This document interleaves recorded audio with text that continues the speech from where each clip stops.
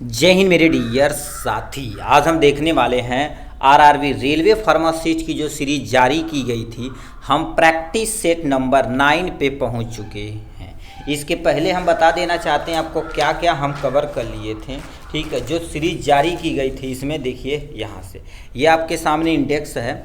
इसमें 2015 का हम पेपर सोल्यूशन पूरा डिटेल में कर लिए थे। 2019 का दोनों सेट का पेपर सोल्यूशन कर लिए थे। उसके बाद 2025 के दोनों सेट का पेपर सोल्यूशन कर लिए थे। इसको अब एग्ज़ाम जब आएगा तो इसको एक बार और रिपीट के साथ हम कराएंगे। इसमें फार्मा प्लस नॉन फार्मा सारा कराया जाएगा। अब इतनी होने के बाद हम आपको बता देना चाहते हैं ये आपके सामने बची हुई प्रैक्टिस सेट 8 कर चुके थे। हम पहुंच चुके हैं किस पे, 9वें नंबर पे। आज देखा जाए तो आपके सामने कितना तारीख है, यानी 24 फरवरी। 4 दिन इसमें और 10 दिन उसमें, 14 दिन हमारे पास टोटल बचा हुआ है। और 11 हमारे पास प्रैक्टिस सेट अभी बचे हुए हैं। इन प्रैक्टिस सेट को एकदम अच्छे तरीके से हम क्या करने वाले हैं, कवर करने वाले हैं 1 बाय 1। इसमें जो कराया जाएगा अभी सबका पूरे बुक का आपको पीडीएफ चाहिए तो इतना चीज़ उस पीडीएफ में रहेगा। 2015 2019 का 2 सेट, 2025 का, और ये प्रैक्टिस सेट एकदम से अच्छे तरीके से रहेगा। ऐसा नहीं कि मतलब ऐसे रहेगा। देखिए ये 2025 का पेपर है ना, तो इसमें देखिए ये मान लेते जो क्वेश्चन का आंसर दिया गया है उसको पूरे अच्छे तरीके से एक्सप्लेनेशन के साथ दिया गया। मान लेते आप दूसरा क्वेश्चन यहाँ से देखते हैं। ठीक है, दूसरा क्वेश्चन मान लेते हैं। दूसरे चैप्टर पे चलते हैं। ये देखिए आपके सामने यहाँ पर 2025 का दूसरा सेट दिया गया है, तो उसको भी इसी तरह से एक्सप्लेन किया गया। 2025 का सेट नंबर 3 है ये। देखिए ये क्वेश्चन, इसका आंसर, ये क्यों आंसर सही, ये फुल एक्सप्लेनेशन के साथ, अच्छे तरीके से एक्सप्लेनेशन के साथ आंसर को डिटेल में किया गया है। इसका पीडीएफ यदि आपको लेना है तो आप हमारे लिंक में, ठीक है, इसी पे चैनल के डिस्क्रिप्शन में नंबर दिया गया है, व्हाट्सअप लिंक, वहाँ से आप कांटेक्ट कर सकते हैं कभी भी, या आप डिस्क्रिप्शन में यानी थंबनेल में भी नंबर दिया गया, वहाँ से आप कांटेक्ट कर सकते हैं। चलिए अब नेक्स्ट क्वेश्चन की तरफ चलते हैं अपने मेन मुद्दे पर। ध्यान से सुनिएगा। पहला क्वेश्चन आपके सामने क्या लिख रखा है, common food poisoning microwave are, मतलब कहते हैं कभी कभी फूड पॉइजनिंग हो जाती है। ठीक है, फूड पॉइजनिंग किनके कारण से होता है, इस पे आते हैं। देखिए पहला आपके सामने दे रखा क्लोस्ट्रीडियम, यानी तुम्हारे पास क्या होता है, पहला ऑप्शन क्लोस्ट्रीडियम और दूसरा सॉल्मोनेला। आप देखिए सॉल्मोनेला जो फैमिली के होते हैं ये काजेज करते हैं गुरुदेव, टाइफाइड काजेज करते हैं, तो ये तो फूड पॉइजनिंग में मदद करते हैं। ठीक है, बट क्लोस्ट्रीडियम ये नहीं करते हैं, तो ये रॉन्ग हो जाएगा। क्लोस्ट्रीडियम तथा ईसर्चिया कोलाई जो बैक्टीरिया होता है ये भी फूड पॉइजनिंग में मदद करता है, बट क्लोस्ट्रीडियम नहीं करता, पहले ही बोले। अब ये दोनों फूड पॉइजनिंग करते हैं, कहीं दिया है, देखिए क्या दे रखा है, ईसर्चिया कोलाई या सॉल्मोनेला टाइफी, ये क्या कर देते हैं, फूड पॉइजनिंग करते हैं, तो सी इज़ द करेक्ट ऑप्शन हो जाएगा। याद रखना फूड पॉइजनिंग बड़ी खतरनाक चीज़ है, इसीलिए बसिया खाना या दूषित भोजन या ढका हुआ भोजन न रहे तो उसे खाना नहीं चाहिए। क्यों? क्योंकि देखिए रीजन क्या क्या हो सकता है। देखिए यहाँ पे एक्सप्लेनेशन में क्या दे रखा है, ईसर्चिया कोलाई बैक्टीरिया तथा सॉल्मोनेला खाद्य विष यानी विषात्मक के लिए जिम्मेदार समान जीव यानी रोगाणु है। ये बैक्टीरिया यानी अक्सर दूषित भोजन या पानी से जुड़े रहते हैं। अब यदि हमारे तो फूड पॉइजनिंग हो जाएगा, दस्त, पेट दर्द और तुम्हारे पास उल्टी जैसे लक्षण देखने को मिलते हैं। इसलिए कभी भी भोजन खाइए तो ढका हुआ भोजन तथा स्वस्थ जो अच्छा भोजन रहेगा उसी को इंटेक करेंगे तो ज़्यादा सूटेबल रहेगा। आशा करते हैं आपको ये पहला पॉइंट अच्छे तरीके से समझ में आया होगा। नेक्स्ट में क्या लिख रखा है आपके सामने, सेकेंड नंबर क्वेश्चन क्या दे रखा है यहाँ पर, drugs store in the rural area can be started with the financial resources. मतलब तुम्हारे पास क्या हो जाएगा, जो ग्रामीण एरिया में होते हैं वो ड्रग्स को क्या कर देते हैं, रखते हैं। जैसे मान लेते हैं ग्रामीण एरिया में आप क्या कर दिए, मेडिकल स्टोर खोल दिए। ठीक है, ग्रामीण एरिया में आप क्या कर दिए, मेडिकल स्टोर खोल दिए। तो यहाँ पर जो दवाइयाँ जो रखेंगे फाइनेंस के अकॉर्डिंग, किसके अकॉर्डिंग रखेंगे, पहला देखा तुम्हारे पास सीमित, यानी 150% सही है। क्यों? क्योंकि बताओ लिमिट में दवाइयाँ न रखेंगे, क्यों? क्योंकि वो रूरल एरिया है, वही दवाइयाँ लेंगे लोग जो उसको सूटेबल रहेगा। ठीक है, तो वहाँ पर थोड़ी ना कि पर्चा आएगा, पर्चा के अनुसार आप दवा देंगे, उसमें जो जरूर लिमिटेशन दवाइयाँ रहती है। जैसे मान लेते पैरासीटामॉल 4-5 पत्ता है बहुत है, ठीक है, जीरो डाली SP 1-2 पत्ता है तब भी सही है, बट अब देहात में रहेंगे तो चल जाएगा, शहर में रहेंगे तो शहर में घूम फिर के पूरे, जैसे हमारे शहर है तो सब जगह से आते हैं, तो यहाँ पर आपको बहुत अमाउंट में रखना पड़ेगा। ठीक है, तो लिमिटेड एरिया में, रूरल एरिया में हर चीज़ को लिमिटेड एरिया में रहते हैं। देखें छोटे छोटे मेडिकल स्टोर रहते हैं, जो देखिए याद रखना वही सबसे बड़ी सेवा वही करते हैं। अब गाँव के लोग देखो गरीब आदमी रहते हैं, ठीक है, अब क्या कर देते हैं, सेवा के दौरान पे उनका अच्छे तरीके से आप ट्रीटमेंट भी करते हैं। अनलिमिटेड असीमित रखेंगे तो भाई एक्सपायरी हो जाएगी। क्रेडिट, अब पता नहीं क्रेडिट मान लेते कोई बूढ़ा व्यक्ति है क्रेडिट थोड़ी नहीं करेगा, ठीक है, तो ये गलत हो जाएगा। दैनिक मजदूरी हो जाएगा, तो ये तुम्हारे पास ए इज द करेक्ट ऑप्शन हो जाएगा यहाँ से। तो इसमें उन्हीं दवाइयों का रखना जाता है जो सूटेबल होती हैं और मोस्टली बिकती भी हैं। यहाँ पर क्या लिख रखा है, third number, partnership is dash if one of the partner die. कहने का मतलब तुम्हारे पास ए और बी व्यक्ति किसी बिजनेस को क्या कर रहे हैं, पार्टनरशिप में स्टार्ट करें। फॉर एग्जांपल मान लेते ए वाला व्यक्ति क्या हो जाएगा या बी वाला व्यक्ति मर जाएगा, तो ये जो तुम्हारे पास जो व्यापार रहेगा वो क्या हो जाएगा, डिसॉल्व हो जाएगा, यानी भंग हो जाएगा। तो ये ए वाला ऑप्शन सही हो जाएगा। क्यों?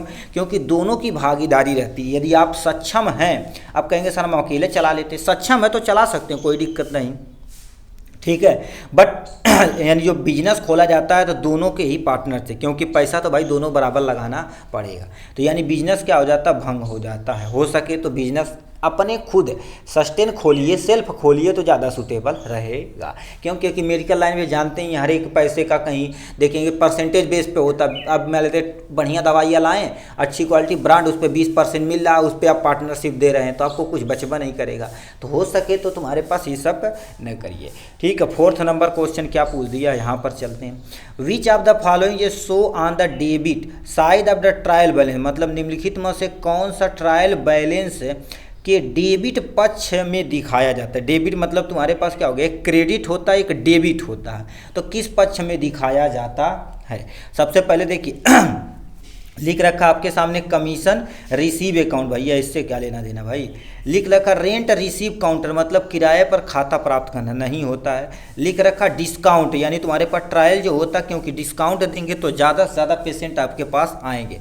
ट्रायल अलाउ अकाउंट होती है, यानी छूट स्वीकृत खाता होता है। अब देखिए स्टार्टिंग में मान लेते कोई भी चीज़ दे रहे हैं, ठीक है, तो ज़्यादा से ज़्यादा डिस्काउंट देंगे, ठीक है, इतना है कि फ्री में दे दे बाबू, इतना नहीं, ठीक है, इसको डिस्काउंट देंगे तो हर एक व्यक्ति आपके दुकान पे आएगा, ठीक है। तो सी इज द करेक्ट ऑप्शन हो जाएगा यहाँ से। फिफ्थ नंबर क्वेश्चन क्या पूछ दिया, the process of finding the net amount from the total of debit and तुम्हारे पास credit column in a ledger in known as, मतलब तुम्हारे पास क्या होगा, जैसे कह दिया लेजर में, ठीक है, डेबिट और क्रेडिट कॉलम के योग, जैसे मान लेते हैं आप लेजर खोलेंगे ना, लेजर मतलब वो तुम्हारे पास जो रजिस्टर होता है उसको मेंटेन करना पड़ता है, दिन भर में कितनी दवाइयाँ बिकी, कितनी दवाइयाँ हमको मंगानी है, वो सब मेंटेन करना पड़ता है। तो वो यदि मान लेते हैं कॉलम का जो योग होगा, मतलब जोड़ होगा, तो शुद्ध राशि ज्ञात करने के लिए प्रक्रिया को क्या कहते हैं आप बताइए। यानी क्रेडिट और ये सब चीज़ें करने के लिए क्या कहलाता है, आपके सामने बैलेंसिंग कराता है कि कितना आप दिए हैं, कितना आप लिए, दोनों यदि बराबर रहेगा तो काम सूटेबल रहेगा। तो कास्टिंग भैया no, posting no, generalization no, यानी बैलेंसिंग होना कंपलसरी है, ठीक। छठा नंबर क्वेश्चन क्या पूछ दिया, छठा नंबर क्वेश्चन पे चलते हैं। यहाँ पर क्या दे दिया, यहाँ पर आ जाते हैं। देखिए कह दिया है following are the objective of the procurement, यानी प्रोक्योरमेंट ऑफ मेडिसिन, मतलब तुम्हारे पास क्या एक्सेप्ट पूछ दिया है। एक्सेप्ट मतलब नॉट है, दवाओं की खरीद निम्नलिखित का उद्देश्य कौन सा नहीं है, ठीक है। यदि दवा खरीदने जाएंगे तो कौन सा उद्देश्य तुमको नहीं होना चाहिए। पहला दे रखा आपके सामने सिलेक्ट रिन्यूएबल सप्लाई, एक 150% सही है। क्यों? क्योंकि सप्लाई यदि सिलेक्ट सही कर देंगे तो आपका बिजनेस भी सही होगा, तो ये सही है।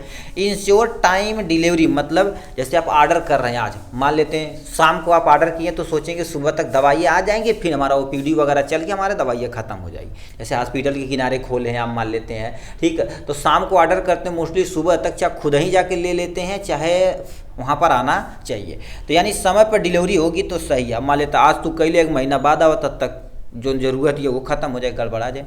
Achieve the lowest possible total cast, मतलब सबसे कम संभव, ठीक है, संभव कुल लागत प्राप्ति, यानी संभव यदि तुम्हारे पास कम रहेगा तो और अच्छी बात होनी चाहिए। तो ये सब तुम्हारे पास प्रोक्योरमेंट के अंतर्गत आती है। मैक्सिमम स्टॉक लेवल आप भैया अधिकतम स्टॉक कर लेगा, बिकते ना, यल्ला भैया घाटा हो गए तो दिक्कत हो गई। तो ये हमारे पास यही है, एक्सेप्ट पूछा है तो D is the correct option हो जाएगा यहाँ से। ठीक है, जिस टाइप से क्वेश्चन पूछेगा उसी टाइप से आपको आंसर यहाँ से दे देना है। ठीक, नेक्स्ट में भैया हटत कहें बड़ा थे मर दे तू उठा भैया। ठीक है, अब यहाँ से 7 नंबर क्वेश्चन क्या पूछ दिया। अब ये शेड्यूलिंग से याद रखना, शेड्यूल जो होता है भैया याद रख लेना जरूर से जरूर। ठीक है, 7 नंबर क्वेश्चन क्या दे दिया गया, इनकी कहानियाँ थोड़ा सा सुनते हैं।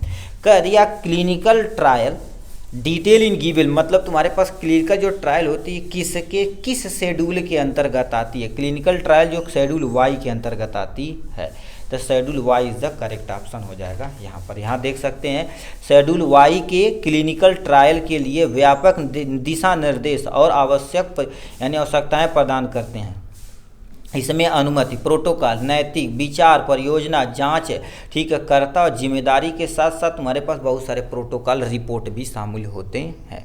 इसको शेड्यूल वाई के अंतर्गत रखा जाता है। ये हो गया। फिर शेड्यूल रिलेटेड क्वेश्चन यहाँ से पूछ दिया गया। क्वेश्चन पे यहाँ पर आ जाते हैं, क्या दे रखा है। ठीक है, 8 नंबर कह दिया आपके सामने लिख रखा standard of the disinfectant fluid come under, मतलब ये तुम्हारे पास ये जो होता है हम आपको बुक दिखाते हैं, जितना शेड्यूल एक बार आपको दिखा देते हैं तो आपको माइंड में आ जाएगा समझ में।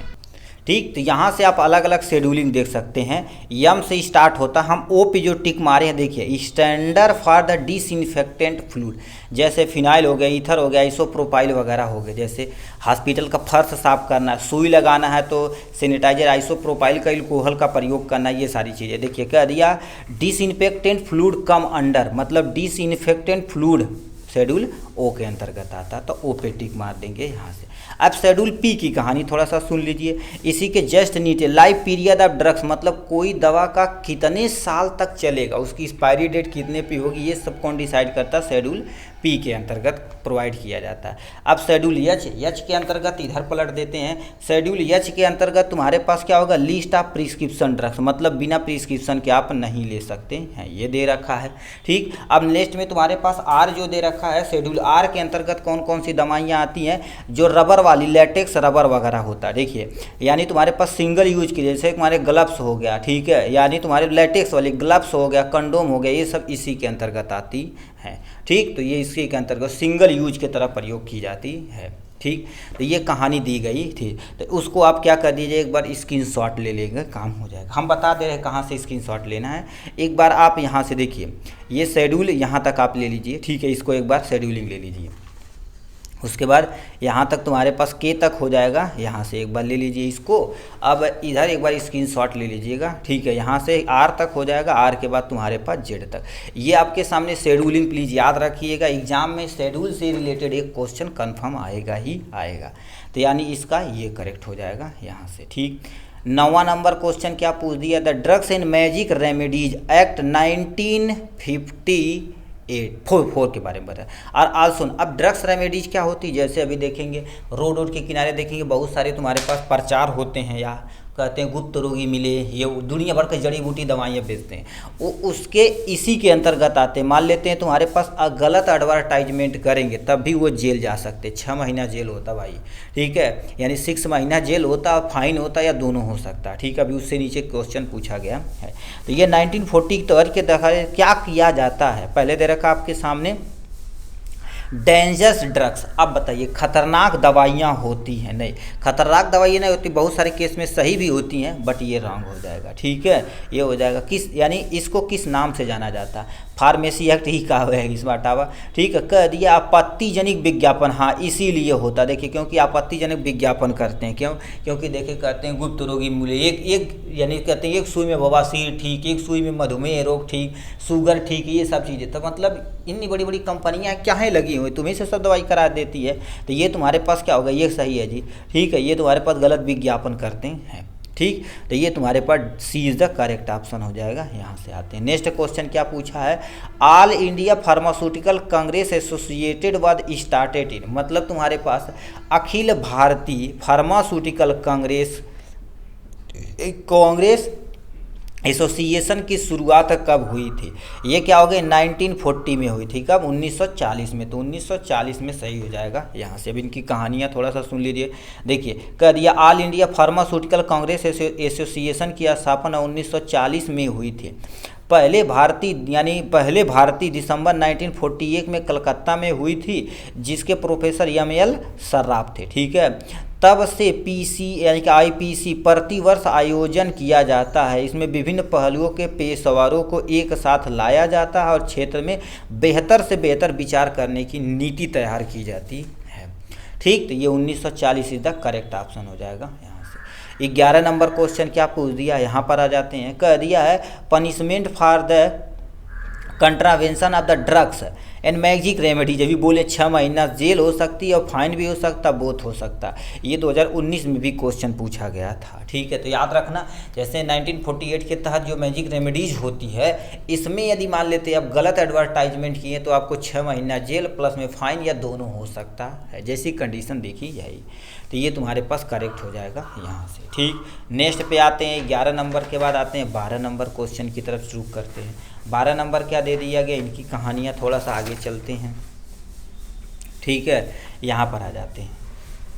क्या दे दिया गया है यहाँ पर, ड्रग्स टेक्निकल एडवाइजरी बोर्ड का सीट, मतलब जिसको हम क्या बोलते हैं, DTAB के नाम से जानते हैं, ड्रग्स टेक्निकल एडवाइजरी बोर्ड होता। ठीक, consist of desk number of the x, याद रखना एक्स ऑफिसर मेंबर, मतलब तुम्हारे पास ड्रग्स टेक्निकल एडवाइजरी बोर्ड में कितने पदेन सदस्य होते हैं, EX ऑफिसर होने चाहिए। तो उसमें कम से कम तुम्हारे पास 8 होते हैं। टोटल कितने होते हैं, 8 होते हैं। ये रिटायर भी होने चाहिए। ठीक है, देखिए 8 पदेन सदस्य होते हैं। ठीक है, ड्रग्स टेक्निकल एडवाइजरी बोर्ड एक ड्रग्स कॉस्मेटिक एक्ट के प्रकाशन से उत्पन्न तकनीकी मामलों पर केंद्र सरकार तथा राज्य सरकार सलाहों को देता है और अधिनियम इसी पर सौंपा जाता है। किसको? DTAB को, यानी ड्रग्स टेक्निकल एडवाइजरी बोर्ड होती है, जिसमें कितने सदस्य होते हैं, टोटल 8 सदस्य होते हैं। ठीक है, तो ये करेक्ट हो जाएगा यहाँ पर। 13 नंबर क्वेश्चन क्या पूछा, international drugs monitoring centre as कहाँ पर है। अब आपको बता देना चाहते हैं जिसे, यानी इंटरनेशनल यानी WHO के बारे में ये पूछ रहा है। ठीक है, ये कहाँ पर है, तुम्हारे पास स्वीडन में उपसाला में है। ठीक है, स्वीडन कहीं दे रखा है। ठीक है, तो ये अब तक रखा उपसाला या स्वीडन, तो तुम्हारे पास ए वाला ऑप्शन क्या हो जाएगा, करेक्ट आ जाएगा। International drugs monitoring centre Sweden में प्रेजेंट है, जहाँ पर WHO के अकॉर्डिंग ही सब ये सब काम करते हैं। ठीक है, तो याद रखना WHO भी यहीं पर ही है, तो यानी ए वाला ऑप्शन करेक्ट हो जाएगा यहाँ से। 14 नंबर क्वेश्चन क्या पूछ दिया, यहाँ पर आ जाते हैं।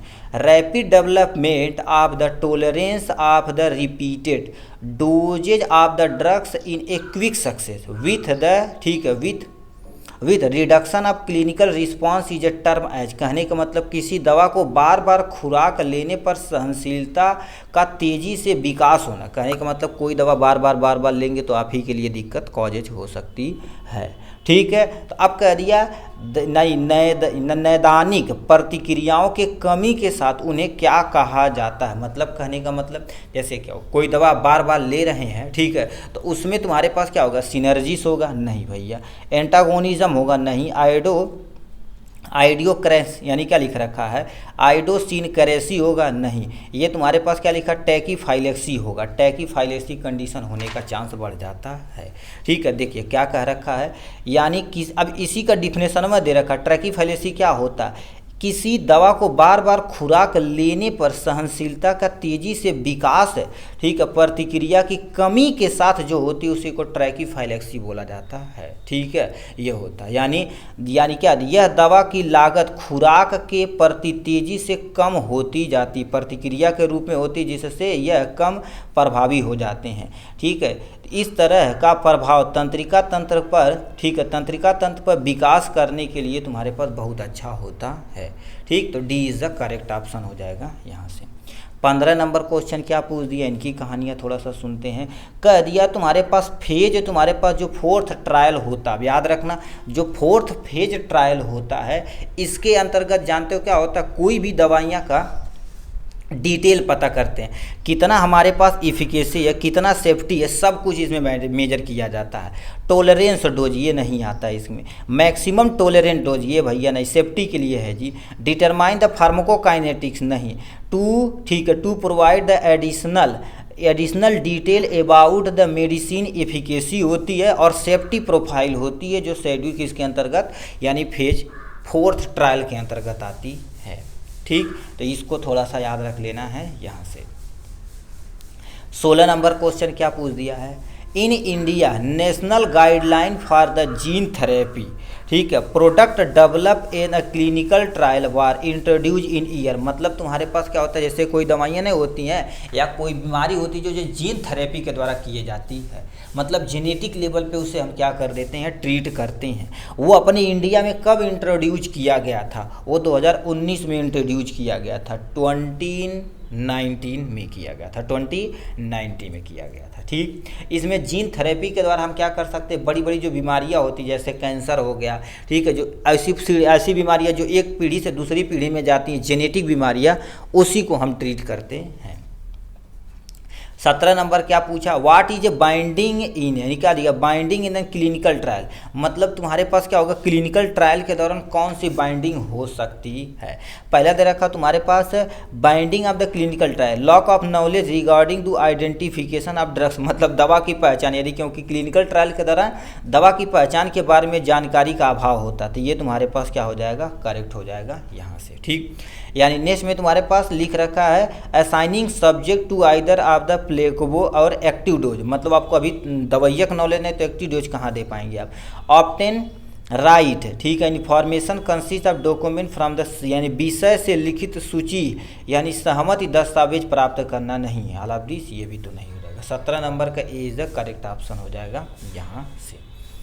ठीक, नेक्स्ट में क्या लिख रखा आपके सामने, फेज, वही फेज रिलेटेड क्वेश्चन पूछा, अभी आपको बताइएगा कि ये हैं, ठीक है, उसी के बारे में बताना पड़ेगा। क्या लिख रखा, अकॉर्डिंग टू फूड ड्रग्स यानी क्या लिखा है, एडमिनिस्ट्रेशन, जिसे FDA बोलते हैं, ठीक है, FDA, in which phase of the truck यानी clinical cancer research are trial done on the limited number of the patient to find out which type of cancer the treatment work. मतलब खाद्य तथा औषधि प्रसाधन, ठीक है, FDA के अनुसार नैदानिक कैंसर अनुसंधान के किसी चरण में सीमित संख्या में रोगियों पर परीक्षण किए जाते हैं ताकि यह पता चल सके कि किस प्रकार कैंसर का उपचार किया जाता है, तो अभी फेज 4 के अंतर्गत आता है, तो phase 4 is the correct option हो जाएगा यहाँ से।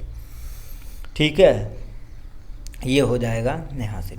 नेक्स्ट में क्या लिख रखे हैं आपके सामने, यहाँ पर कहानियाँ चलती हैं आपके सामने, कितना हो जाएगा यहाँ से 19 नंबर क्वेश्चन क्या पूछ दिया, 19 नंबर क्वेश्चन चलते हैं, यहाँ पर क्या दे दिया गया। ठीक, अकॉर्डिंग टू क्या दिया, the drugs that promote diuresis, actual में डायूरेसिस होना चाहिए ये, by the antagonizing the action of एड्रोसेंट, यानी एड्रोसेंट है तो डायूरेसिस होना चाहिए। कहने का मतलब इसमें से कौन सी दवाइयाँ हैं जो डायूरेसिस को प्रमोट करती है, स्पायरोलैक्टोन होता है। ठीक है, स्पायरोलैक्टोन, देखिए स्पायरोलैक्टोन क्या होता है, आप कहेंगे सर फुरसामाइड जो तुम्हारे पास रीएब्जॉर्प्शन को मेंटेन करता है, क्यों, क्योंकि जो फुरसामाइड होता है, ठीक है, कहाँ पर चला गया, ये फुरसामाइड होता है, ये तुम्हारा लूप डायूरेटिक पे वर्क करता है, किस पे, लूप डायूरेटिक पे वर्क करता है। देखिए क्या लिख रखा है, यानी क्या रखा, डायरेसिस एक ऐसी स्थिति है यानी जो सामान्य से अधिक मूत्र उत्पादन को दर्शाती, मतलब बार बार पेशाब आएगी, ठीक है,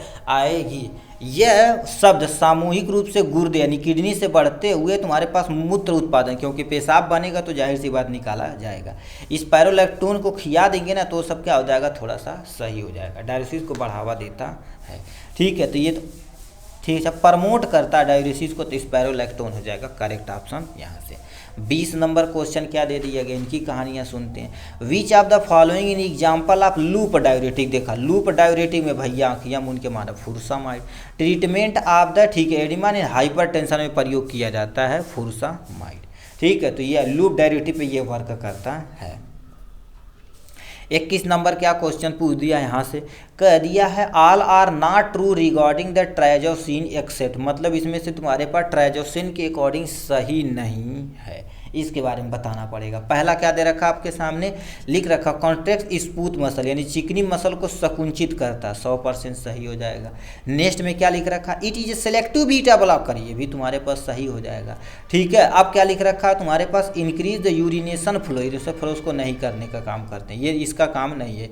इंक्रीज द यूरिनेशन फ्लो को डायूरेसिस कैटेगरी की दवाइयाँ आती हैं वो वर्क करती हैं।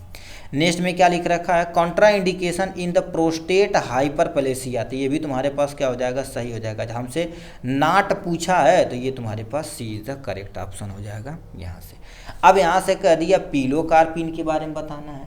पिलोकार्पिन बताओ क्या याद रखना, पिलोकार्पिनिक एक तुम्हारे पास नॉन सेलेक्टिव और यम1 या यम2 किसी पे यम मतलब मिस्कॉर्निक रिसेप्टर होता, उसके एगोनिस्ट होता है। तो कह दिया सिलेक्टिव भैया नहीं, नॉन सिलेक्टिव मुस्कॉनिक रिसेप्टर एंटागोनिस्ट नहीं, इसी की जगह एगोनिस्ट होता, तो एगोनिस्ट यहाँ दिया गया है।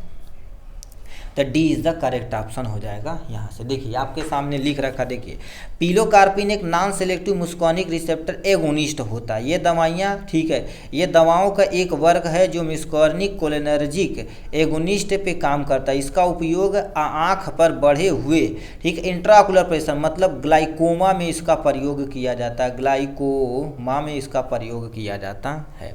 ठीक है, इसमें हम क्या करते हैं, ग्लाइकोमा में प्रयोग करते हैं। ठीक है, ये ग्लाइकोमा में देखो प्रयोग किया जाता है, आँख से रिलेटेड बीमारियां होती हैं। ठीक है, तो 22 नंबर तक हो जाएगा यहाँ से। नेक्स्ट पे चलते हैं, तुम्हारे पास 23 नंबर क्वेश्चन की तरफ रुक करते हैं। 23 नंबर क्या दे दिया गया, इनकी कहानियाँ थोड़ा सा सुन लेते हैं, क्या बोल दिया गया। 23 नंबर, ठीक है, 23 नंबर क्या लिख रखा, which of the following is not muscarinic action of acetylcholine, मतलब इसमें से ऐसी कौन सी दवाइयाँ हैं जो मिस्कॉर्निक एक्शन ऑफ एसिटाकोलिन पर वर्क करती हैं। अच्छा, नहीं करती हैं।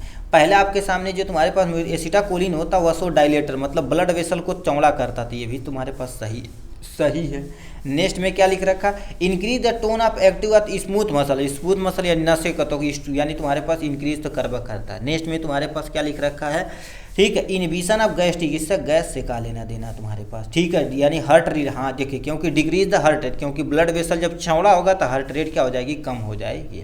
तो ये भी तुम्हारे पास सही, हमसे नाट पूछा है तो सी इज द करेक्ट ऑप्शन हो जाएगा यहाँ से। ठीक है, तो ये कंप्लीट पहुँच चुकी है यहाँ से।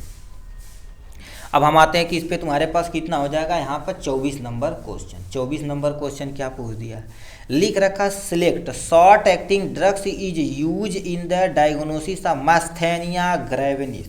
मस्थेनिया ग्रेविस देखा जाए तो एक तरह का ऑटो इम्यून न्यूरोमस्कुलर डिसऑर्डर होता है। ठीक है, तो इसमें कह दिया तुम्हारे पास किसका उपयोग करना चाहिए। अब इनकी पहले कहानी समझ लेते तब समझिए। देखिए, मस्थेनिया ग्रेविस एक ऑटो इम्यून न्यूरोमस्कुलर डिसऑर्डर होता है। यह मांसपेशियों को कमजोरी तथा थकान पैदा कर देती हैं। इसमें क्या होता है, एड्रोफोनियम, जिसे हम क्या बोलते हैं, टेस्निलोन टेस्ट के रूप में जाना जाता है। मस्थेनिया ग्रेविस के निदान से, ठीक है, निदान में उपयोग किया जाता है। यह तुम्हारे पास शॉर्ट एक्टिंग एंटीकोलिनर्जिक है, यानी दवा है जो यानी एसिटाकोलाइन के प्रभाव को मांसपेशियों तक पहुंचाती हैं। ठीक है, तो ये तुम्हारे पास क्या लिख रखा है, ये लिख रखा है एड्रोफोनियम। एड्रोफोनियम इज द करेक्ट ऑप्शन हो जाएगा यहाँ से। देखिए एड्रोफोनियम, जिसे हम क्या बोलते हैं, टेल्सिसॉन होता है, तो ये B is the correct option हो जाएगा यहाँ से। अब आते हैं 24 number, drugs resistance in mycobacterium tuberculosis due to, मतलब इसमें से तुम्हारे पास, अब बताओ, यानी माइक्रोबैक्टीरियम ट्यूबरकुलोसिस जो टीबी कॉजेज करता है, और ड्रग्स रेसिस्टेंस हो जाएगा तो भैया म्यूटेशन हो जाएगा, यानी जीन के अंदर कोई ना कोई परिवर्तन होता। Sudden change in gene is known as mutation. मतलब म्यूटेशन किसे कहते हैं, जब जीन के अंदर कोई ना कोई सडनली चेंज हो जाता है तो उस कंडीशन को म्यूटेशन बोला जाता है। ठीक, तो mutation is the correct option.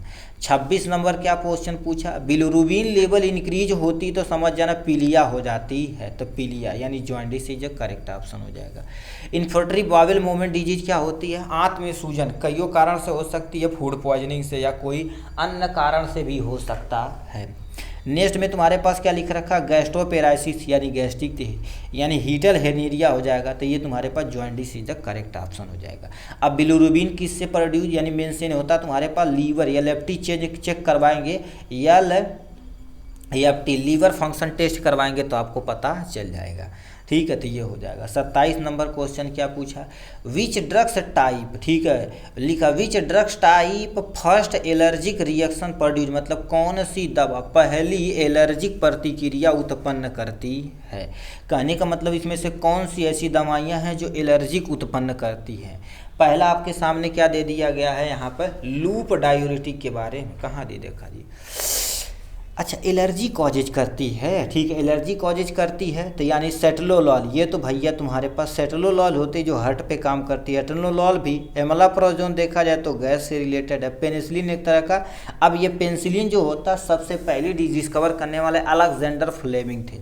उस फंजाई का नाम क्या था तुम्हारे पास, यानी क्या लिख रखा, पेनिसिलिनियम नोटाटम था, यानी पेनिसिलिनियम हम नोटाटम बोलते हैं।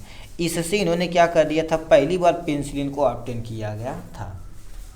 कब, 1928 में। देखिए क्या लिख रखा, पेनिसिलिन पहली दवा जो एलर्जिक प्रतिक्रिया उत्पन्न करने के लिए यानी जानी जाती है। इसकी खोज 1918 में अलेक्जेंडर फ्लेमिंग ने की थी। इसका उपयोग, ठीक है लिखा, चिकित्सा उपयोग में इसके आने से बहुत समय पेनिसिलिन की एलर्जिक प्रतिक्रिया देखी गई। पेनिसिलिन एलर्जी हल्के त्वचा के तुम्हारे पास चकत्ते जैसे तुम्हारे पास गंभीर समस्या उत्पन्न करते हैं। तो पेनिसिलियम यानी बीटा लैक्टम एंटीबायोटिक के रूप में इसे प्रयोग किया गया था। ठीक है, तो ये हो जाएगा पेनिसिलिनियम इज द करेक्ट ऑप्शन हो जाएगा यहाँ से। 28 नंबर क्वेश्चन क्या पूछ दिया, इनकी कहानियाँ थोड़ा सा सुन लेते हैं। कह दिया आपके सामने chlorpromazine is a useful in the treatment of, मतलब ये तुम्हारे पास क्लोरोप्रोमाजीन का उपयोग कहाँ पर किया जाता है, ये सीजोफिनेरिया में किया जाता है। सीजोफिनेरिया ये हो जाएगा करेक्ट ऑप्शन। मतलब एक तरह का एंटी साइकोटिक ड्रग्स और एंटी न्यूरोलेप्टिक के बारे में सुने होंगे। ये एंटी साइकोटिक ड्रग्स होती है, जैसे कोई साइको पर्सन होता है उस कैटेगरी के अंतर्गत क्लोरोप्रोमाजीन आता है जो सीजोफिनेरिया में ट्रीटमेंट में प्रयोग किया जाता है। तो ठीक सी इज द करेक्ट ऑप्शन हो जाएगा यहाँ से। अब हम आते हैं नेक्स्ट में, तुम्हारे पास क्या लिख रखा, 29 नंबर क्वेश्चन। 29 नंबर क्वेश्चन की कहानी क्या लिख रखा, a patient ask for preparation of vaginal cream for, ठीक है, फॉर ऑफ द कैंडिसियासिस, मतलब तुम्हारे पास क्या होता है, एक कोई पेशेंट है वेजाइनल में तुम्हारे पास इन्फेक्शन हो गया है तो उसको कैंडियासिस के कंडीशन हो गया है, मतलब फंगल हो गया, या मोस्टली फंगल ही होता है या बैक्टीरियल कभी कभी हो जाता है। ठीक है, तो यानी what are the product is the must तुम्हारे पास अप्रोप्रिएट, उसमें क्या कर दिया जाता है, कोट्रामाजोल दे दिया जाए, कोट्रीमाजोल दे दिया जाए, वो भी कितना परसेंट, 2% की क्रीम आती है तो ज़्यादा सूटेबल, क्योंकि कोट्रामाजोल देखा जाए तो मोस्टली एंटी फंगल होता है। इसके कारण से हो सकता है कभी कभी बैक्टीरियल इन्फेक्शन हो सकता है वेजाइनल रीजन पे, तब दिक्कत हो सकती है। तो इसमें कौन सी दवाइयाँ आपको देनी पड़ेगी, तो यहाँ पर क्या लिख रखा, कैनेस्टे, ये देखा जाए तो कोट्रमा 2% जो यानी जेल के नाम से आता है। ठीक है, तो ये हो जाएगा करेक्ट ऑप्शन यहाँ से। ठीक, नेक्स्ट में तुम्हारे पास क्या लिख रखा, 30 नंबर क्वेश्चन क्या दे रखा है, देखिए साफ साफ लिख रखा है। देखिए वेजाइनल क्रीम के रूप में यानी कैंडियासिस, ठीक है, यानी वर्ष संक्रमण के इलाज के लिए, ठीक है, कोट्रामाजोल का प्रयोग किया जाता है, जो एंटी फंगल एजेंट होता है जो कवक के विकास को रोककर योनि संक्रमण को प्रभावी ढंग से, ठीक है, पहुँचाने का काम करता है।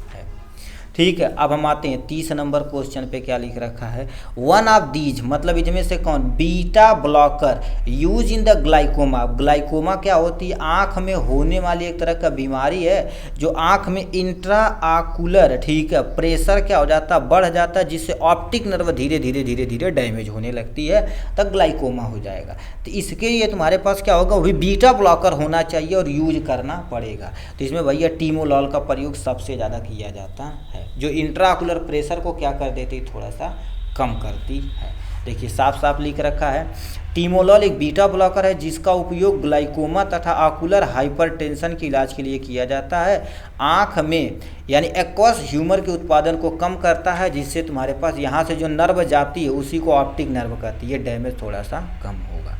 तो timolol is the correct option हो जाएगा यहाँ से। 31 नंबर क्या लिख रखा है, a technique of using very small metal particle coated with the desirable DNA in the gene transfer of gene. कहने का मतलब तुम्हारे पास नाम सुने होंगे, जीन गन का नाम सुने होंगे, ठीक है। ये गन क्या होती है, एक तरह का गन ऐसे इस टाइप पे होती है। ये जैसे मान लेते हैं यहाँ पर करना, तो यहीं पर डाल के और ऐसे ठक्का से मार देती है। एनसीईआरटी में आप देखे होंगे जीन गन जिसको नाम दिया जाता है। अब इसी के द्वारा हम जीन को एक स्थान से दूसरे स्थान तक ट्रांसफर करते हैं, ठीक। तो यहाँ पर क्या लिख रखा, जीन स्थानांतरण में वंचित डीएनए के साथ लेपित बहुत छोटे धातु कणों का उपयोग करने की तकनीकी क्या कहलाती है, उसको हम क्या बोलते हैं, बायोलिस्टिक बोला जाता है, जिसे नॉर्मल भाषा में जीन गन के नाम से जाना जाता है। देखिए साफ साफ लिख रखा है यहाँ पर, ठीक है। जीन स्थानांतरण में, ठीक है, वंचित डीएनए के साथ लेपित बहुत छोटे धातु कणों का उपयोग करने के लिए तकनीकी को बायोलिस्टिक कहा जाता है। बायोलॉजिकली बायोलिस्टिकल जो तुम्हारे पास के संक्षिप्त में कहा जाता है। इसे डीएनए टुकड़े सीधे कोशिका में भेजने का काम करते हैं। देखिए साफ साफ लिख रखा, डीएनए संरचना जो तुम्हारे पास गोल्ड और टंगस्टन की बनी होती है, ठक्का से मार देते हैं, प्रयोग हो जाता है। 32 नंबर क्वेश्चन क्या पूछ दिया है, in the process of transcription यानी transcription the flow of gene यानी genetic information to such way. कहने का मतलब तुम्हारे पास इनकी कहानियाँ थोड़ा सा सुन लीजिए। देखिए ये कह रखा है, देखिए आप थोड़ा सा सुने होंगे इनके बारे में। देखिए ये आपके सामने कितना हो जाएगा, यहाँ से डीएनए हो जाएगा, यस सर डीएनए। अब देखिए डीएनए से डीएनए का बनना क्या कहलाता है, रिप्लिकेशन कहलाता है। डीएनए से डीएनए का बनना रिप्लिकेशन। जब डीएनए आरएनए बनाता है, ठीक है, तो इसको क्या बोलते हैं आपके सामने, ट्रांसक्रिप्शन बोलते हैं। क्या बोलते हैं आपके सामने, ट्रांसक्रिप्शन। डीएनए से आरएनए बनेगा, ट्रांसक्रिप्शन। अब आरएनए की भी कईयों प्रकार होता है। सबसे पहले एमआरएनए यानी मैसेंजर आरएनए काम करता है, उसके बाद आपके सामने टीआरएनए काम करता है, उसके बाद आपके सामने आरआरएनए काम करता है, राइबोसोमल आरएनए काम करता है।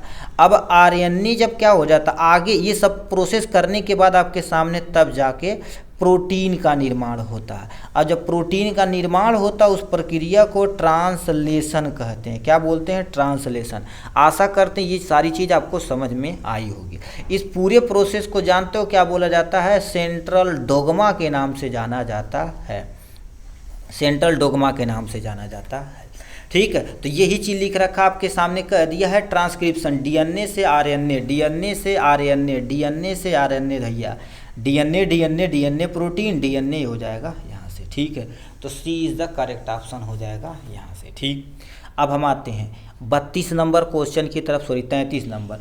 Who propose the double helical structure, बच्चे को पता, वाटसन तथा क्रिक नाम ने वैज्ञानिक ने।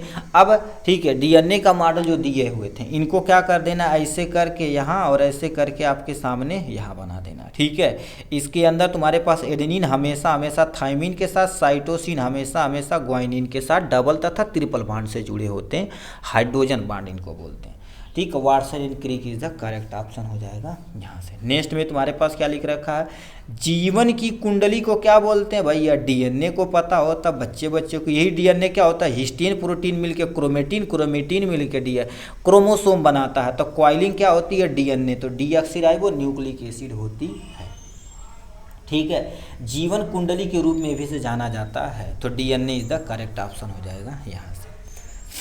35 नंबर क्या लिख रखा आपके सामने, mutation that produce termination codon is, मतलब म्यूटेशन बोले क्या होता है, sudden change in genetic material is known as mutation होता है। तो इसमें कह दिया है एक उत्परिवर्तन जो समाप्ति कोडान उत्पन्न करता है उसको क्या कहते हैं, उसको नॉर्मल भाषा में देखा जाए तो क्या कहते हैं, यहाँ पर क्या लिख रखा है, ठीक है।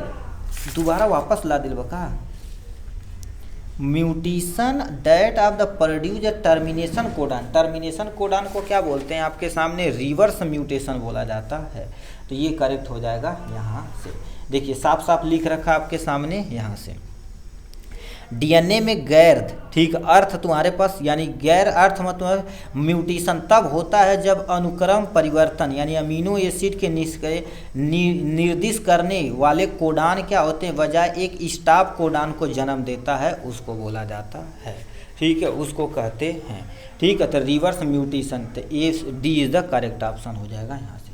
36 नंबर, फुल्ली सब्स्टिट्यूटेड यानी क्या होगा, pyrimidine nucleus is found in, मतलब तुम्हारे पास क्या हो गया, जो तुम्हारे पास क्या दिया है, पूर्णतः प्रतिस्थापित पिरिमिडीन नाभिक प्राप्त यानी नाभिक पाया जाता है। ठीक है, नाभिक पाया जाता है, उसको क्या बोलते हैं। पहले दे रखा आपके सामने क्लोरोक्विनान, प्रेमाक्विनान और क्या लिख रखा, प्रोग्युआनिन दे रखा है और पायरामेथामीन दे रखा। अब आपको बताना चाहते हैं पिरामिडिन दो तरह का होता है, एक प्यूरिन होता है और एक आपके सामने पिरामिडिन न्यूक्लियस जो होता है उसमें तुम्हारे पास सबसे पहले पाया जाता है प्रीमा, ठीक है, यानी प्राइमेथामीन पाया जाता है। तो D is the correct option हो जाएगा यहाँ से। ठीक है, देखिए क्या लिख रखा है, पिरिमिडीन न्यूक्लियस पायरामेथीन यानी क्या होगा, मेथामीन में पाया जाता है, जो आपके सामने पायरीमेथामाइन और तुम्हारे पास एंटी पैरासिटिक दवाइयाँ के रूप में प्रयोग किया जाता है, जो मलेरिया के उपचार में प्रयोग किया जाता है। ठीक, तो ये तुम्हारे पास D is the correct option हो जाएगा यहाँ से। ठीक, नेक्स्ट पे चलते हैं। नेक्स्ट कहानी क्या दे दिया गया है, यहाँ पर आते हैं। ठीक है, ठीक है, नेक्स्ट में तुम्हारे पास क्या होगा, 37 number, indicate the gas use in sterilization. हर एक बच्चे को पता है यूज स्टरलाइजेशन में तुम्हारे पास क्या होता है, इथाइलिन ऑक्साइड का प्रयोग किया जाता है। जो हीट सेंसिटिव होते हैं ये केमिकल के तौर पे प्रयोग किया जाता है, तो इथाइलिन ये हो जाएगा, स्टरलाइजेशन के लिए प्रयोग किया जाता है। ठीक, तो ये इनकी कहानियाँ हो गई हैं यहाँ से। ठीक, अब इसको और देखना चाहते तो यहाँ देख सकते हैं। देखिए, केमिकल स्टरलाइजेशन में इथाइलिन ऑक्साइड सबसे अधिक इस्तेमाल किए जाने वाला होता है। स्टरलाइजेशन के रूप में तुम्हारे पास इथाइलिन ऑक्साइड का उपयोग करने का यह लाभ होता है कि यह एक गैस है और ठीक, और इसीलिए इसे पैकेजिंग तथा अन्य वस्तुओं में तेज़ी से प्रवेश करे, क्योंकि गैसियस नेचर का होता है, अंदर तक आराम से जा सकता है। जो नाइट्रस ऑक्साइड होता है, ठीक, को हम क्या कर देते हैं, लाफिंग गैस के रूप में प्रयोग किए जाते हैं, रंगहीन तथा गैर ज्वलनशील होता है। नाइट्रस ऑक्साइड का उपयोग तुम्हारे पर दंत परिकीनियकों शामक के रूप में प्रयोग किया जाता है।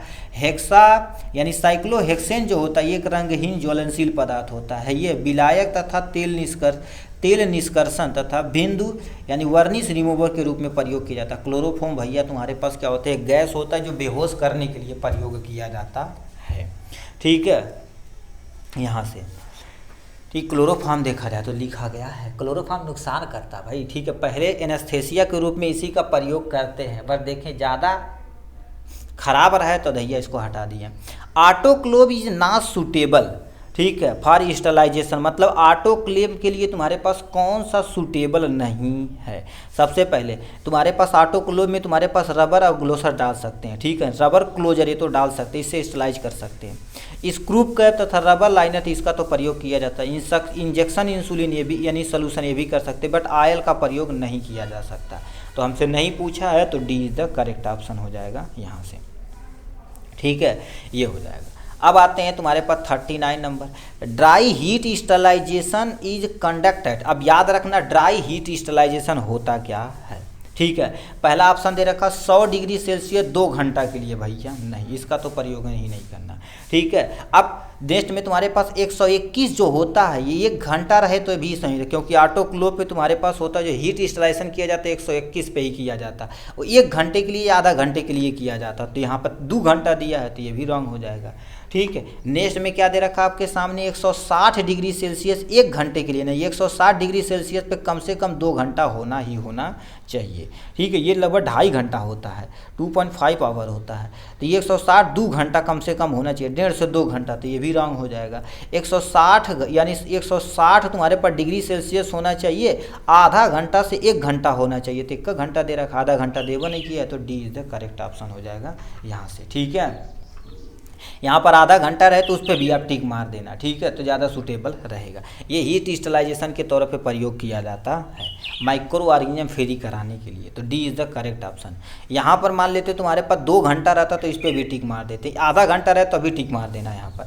अब ये जो होता है डिपेंड करता कौन सा ऑब्जेक्ट हम स्टरलाइज कर रहे हैं। ठीक है, यहाँ पर 40 नंबर क्वेश्चन क्या पूछ दिया यहाँ पर, the branch of pharmacology that study the inherited difference in the drugs response in the population ethics यानी ethics group is known as, उसको बच्चों को पता है फार्माको इकोनॉमिक्स बोला जाता है, या फार्माको पॉपुलेशन इथिक्स पे जीनोम बोला जाता है जी। इकोनॉमी मतलब पैसा से रिलेटेड है, तो पैसा यहाँ पर कुछ है ये नहीं है। फार्मको ठीक है जीनोम बोला जाता, तो सी इज़ द करेक्ट ऑप्शन हो जाएगा यहाँ से। यानी फार्माकोलॉजी के साथ साथ जीनोम की भी स्टडी इसमें होती है, ठीक है। तो सी इज़ द करेक्ट ऑप्शन हो जाएगा यहाँ से। यानी 41 नंबर क्या लिखा है, basic principle involve in the यूनानी सिस्टम ऑफ मेडिसिन। मतलब इनमें से तुम्हारे पास यूनानी सिस्टम कह दिया है। यूनानी सिस्टम किस पे, ह्यूमरल थ्योरी पे भैया डिपेंड है। Humoral theory is the correct option हो जाएगा। देखिए साफ साफ लिख रखा है यूनानी सिस्टम ह्यूमरल थ्योरी पे डिपेंड होती है, जिसके अनुसार हम क्या कर देते हैं, हिप्पोक्रेट तथा इनके शिष्य ने ह्यूमरल थ्योरी के, यानी हिप्पोक्रेट और इनके शिष्य ने ह्यूमरल सिद्धांत के रूप में समझाया हुआ था। तो humoral theory is the correct option हो जाएगा यहाँ से, ठीक है। अब क्या दे रखा, 42 नंबर क्वेश्चन क्या पूछा, in India what does Ayush, Ayush का फुल फॉर्म बताना पड़ेगा। हर एक बच्चों को पता है, ए से आयुर्वेदा, ये से आयुर्वेदा, वाई से योगा, यू से यूनानी, यस से सिद्धा, यस से होम्योपैथ, ठीक है। एडवांस अल्टरनेट आयुर्वेदिक योगा, ठीक है, आयुर्वेदा योगा यूनानी सिद्धा और homeopath. C is the correct option हो जाएगा यहाँ से, ठीक। C is the correct option हो जाएगा यहाँ से। अब आते हैं 43 नंबर, लिख रखा पक्का is related with the Ayurvedic solid doses form. अब आयुर्वेदिक डोजेज फॉर्म सोलिड नहीं दिया गया, ठीक है। अब देखिए सुने होंगे, ठीक है, रसा हो गया, पाका का नाम सुने होंगे, गुटिका का नाम सुने होंगे, ये सारी कहानी यहाँ थी। देखिए आयुर्वेदा को 4 में कैटेगराइज किया गया। पहले आपके सामने क्या होता है, गुटिका होती है। गुटिका मतलब तुम्हारे पास जैसे गोली से रिलेटेड होती है, दिख तो रहा है गुटिका। दूसरा आपके सामने क्या होता है, पाका होता है। जो पाका होता हो तुम्हारे पास है, ठीक है। ऐसे चीज़ जो लिक्विड डोजेज फॉर्म, हम ये गोली ये सॉलिड लिखते हैं, ठीक है, अपना समझ जाना। यानी पाका मतलब किससे, लिक्विड से रिलेटेड है, ठीक है। और उसके बाद आसव का नाम सुने होंगे, ठीक है। आसव मतलब तुम्हारे पास क्या होती है, ठीक है, पाका थोड़ा चिपचिपा पदार्थ रहता है, इसको सेमी सॉलिड के अंतर्गत रखे जाते हैं, ठीक है। सेमी सॉलिड नहीं, सेमी सॉलिड के अंतर्गत रखे जाते हैं। रुक जाओ, इसको हम यहीं पर रिप्रेजेंट कर देते हैं। यानी आयुर्वेदा जो तुम्हारे पास होती है 4 डोजेज फॉर्म होता है। सबसे पहले तुम्हारे पास क्या दे रखा है, गुटिका दे रखा। गुटिका नाम से ही पता गोटी नुमा रहेगा, तो ये सॉलिड डोजेज फॉर्म के अंतर्गत रहेगा, पहला कंडीशन। दूसरा आपके सामने क्या लिख रखा है, पाका होता है। क्या होता है आपके सामने, पाका जो होता है तुम्हारे पास सेमी सॉलिड होता है। क्या होता है, सेमी सॉलिड हो जाएगा यहाँ से, ठीक है, सेमी सॉलिड हो जाएगा। उसके बाद आसव होता है, ठीक है। आसव जो तुम्हारे पास होता है, इसमें लिक्विड डोजेज फॉर्म होता है। क्या होगा, लिक्विड डोजेज फॉर्म होता है। उसके बाद आपके सामने कितना हो जाएगा, भस्म का नाम सुने होंगे, ठीक है, भस्म हो गया, ये सब का नाम सुने होंगे। भस्म जो तुम्हारे पास होता है पाउडर के फॉर्म में होता है, ठीक है। ये आपके सामने पाउडर लिखना है जी, पाउडर हो जाएगा, पाउडर डोजेज फॉर्म में होता है। तो हमसे क्वेश्चन में क्या पूछा है, पाका, ये तुम्हारे पास पाका सेमी सॉलिड डोजेज फॉर्म हो जाएगा, सेमी सॉलिड डोजेज फॉर्म, तो B is the correct option हो जाएगा यहाँ से, ठीक है। पाउडर पे तुम्हारे पास क्या हो जाएगा, भस्म हो जाएगा। अब लिक्विड पे तुम्हारे पास क्या हो गया, आसवा हो जाएगा। सॉलिड पे तुम्हारे पास क्या हो जाएगा, गुटिका हो जाएगा। तो यहाँ पर हमसे पूछा है, तो इस पर टिक मार देना। अब यहाँ से कह दिया है बी, यानी ब्लड का पीएच होता है, ठीक है। अब देखिए ब्लड का पीएच न तो देखो मोस्टली देखेंगे, ब्लड कहीं चोट लगी होती है ना, तो हम जीभ से शक करते हैं, कहते हैं ना कहीं चोट लगती तो मुंह से खींचने लगते हैं, तो देखेंगे थोड़ा सा छारी टाइप में होता है। अब इसका जो तुम्हारे पास यहाँ पीएच स्केल देखे होंगे, किसी का पीएच यदि 7 रहे तो समझ जाना वो न्यूट्रल है, यानी उदासीन है, ठीक है। उदासीन यानी न्यूट्रल। इधर जाएंगे तो एसिड बढ़ेगा, इधर जाएंगे तो बेस बढ़ेगा। क्या होगा, बेस। 1 से लेके 7 तक का तुम्हारे पास, 1 से लेके 7 तक का एसिड और 7 से लेके 8 तक का तुम्हारे पास बेस होता है। तो यानी पीएच जो होता है किसी भी बंदे का देखा जाए तो तुम्हारे पास हल्का सा छारी प्रकृति का होता है, इधर 7.4, तो यहाँ पर 7 से ऊपर ही होता है, 7.4 इज द करेक्ट ऑप्शन हो जाएगा यहाँ से, ठीक है। यहाँ से अब नेक्स्ट पे चलते हैं। नेक्स्ट कहानी क्या दे रखा है आपके सामने, 45 नंबर क्या लिखा, who convert the fibrinogen to fibrin. अब देखिए ब्लड क्लॉटिंग में आप सुने होंगे, ठीक है, ब्लड क्लॉटिंग में सुने होंगे, तो होता क्या है, देखिए पहले होता है आपके सामने प्रोथ्रोम्बिन। देखिए ये क्या लिख रखा है, प्रोथ्रोम्बिन, थ्रोम्बिन लिख लो जी, प्रोथ्रोम्बिन होता है। प्रोथ्रोम्बिन जब क्या कर देता है, ये किस में कन्वर्ट होता है, थ्रोम्बिन। यही थ्रोम्बिन पहुंचता है किसके पास, फिब्रोजन के पास, जो इनएक्टिव फॉर्म में होता है, तुरंत एक्टिवेट करके आपके सामने फिब्रिन में कन्वर्ट कर देता है। ये तुम्हारे पास प्रोथ्रोम्बिन इनएक्टिव होता है। ये जब क्या कर देता है, लिम्फोसाइट पहुंचता है, उसको ऑक्सीजन के साथ कनेक्ट करके तो थ्रोम्बिन बनाता है। यानी जो तुम्हारे पास प्रोथ्रोम्बिन होता है, पहुंचते ही क्या बनाएगा, आपके सामने थ्रोम्बिन बनाएगा। अब जो तुम्हारे पास थ्रोम्बिन, ये तुम्हारे पास थ्रोम्बिन लिखना जी, थ्रोम्बिन हो गया। अब ये थ्रोम्बिन किस में घुसेगा, फिब्रिनोजन से, कहेगा भाई ये कट के बाद जल्दी बनावा ना, थक्का सब निकल जाए खून, ठीक है। तो ये तुरंत भरने से ये पहुंच जाएगा, एक्टिवेट करेगा, तो thrombin is the correct option हो जाएगा, ठीक है। ये होगा, ये मैकेनिज्म चलते। कहने का मतलब है चुपचाप सूतल रहना, प्रोथ्रोम्बिन कटल, ऑक्सीजन आयल कहाँ कहाँ से हवा आ गई ले, अच्छा कट गेल बा, तो ये प्रोथ्रोम्बिन भरने से थ्रोम्बिन में कन्वर्ट करेगा, ठीक। अब थ्रोम्बिन कही है फिब्रिनोजन, जागा मार दे कट गेल बा हो, तो तुरंत ही पहुंची एक एक्टिव करी, ई भरने से बनाई फिब्रिन। फिब्रिन भैया तुरंत प्लेटलेट के कहीं इधर आ रहे, इधर आ, जाली बनाओ, जाली बनाइए, तुरंत जो आरबीसी रहे उसी के अंदर फंस जाएगा, और डब्ल्यूबीसी तुरंत घेर के रक्षा बंदूक ले खड़ा हो जाएगी, गोली वोली चलावे लगी। तो ये मैकेनिज्म होती है। तो तुम्हारे पास thrombin is the correct option हो जाएगा।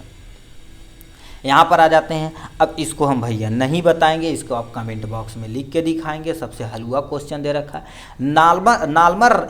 Normal range of the diastolic pressure होता है। नॉर्मल ब्लड प्रेशर किसका कितना हो जाता है, 120/80 mmHg होता है। क्या होता है, mmHg होता है। तो 100 यानी जो तो 80 यानी 120 और 80 mmHg होता है। तो इसमें डायस्टोलिक हमसे प्रेशर पूछा हुआ है, 60/80, 120, 140 होता है, या आपके सामने ये होता है। हम आपको कैंसिल कर देते हैं, ये वाला दोनों में से गलत है। ए और सी बताओ कौन सा ऑप्शन सही है, कमेंट बॉक्स में लिख के दिखाएंगे।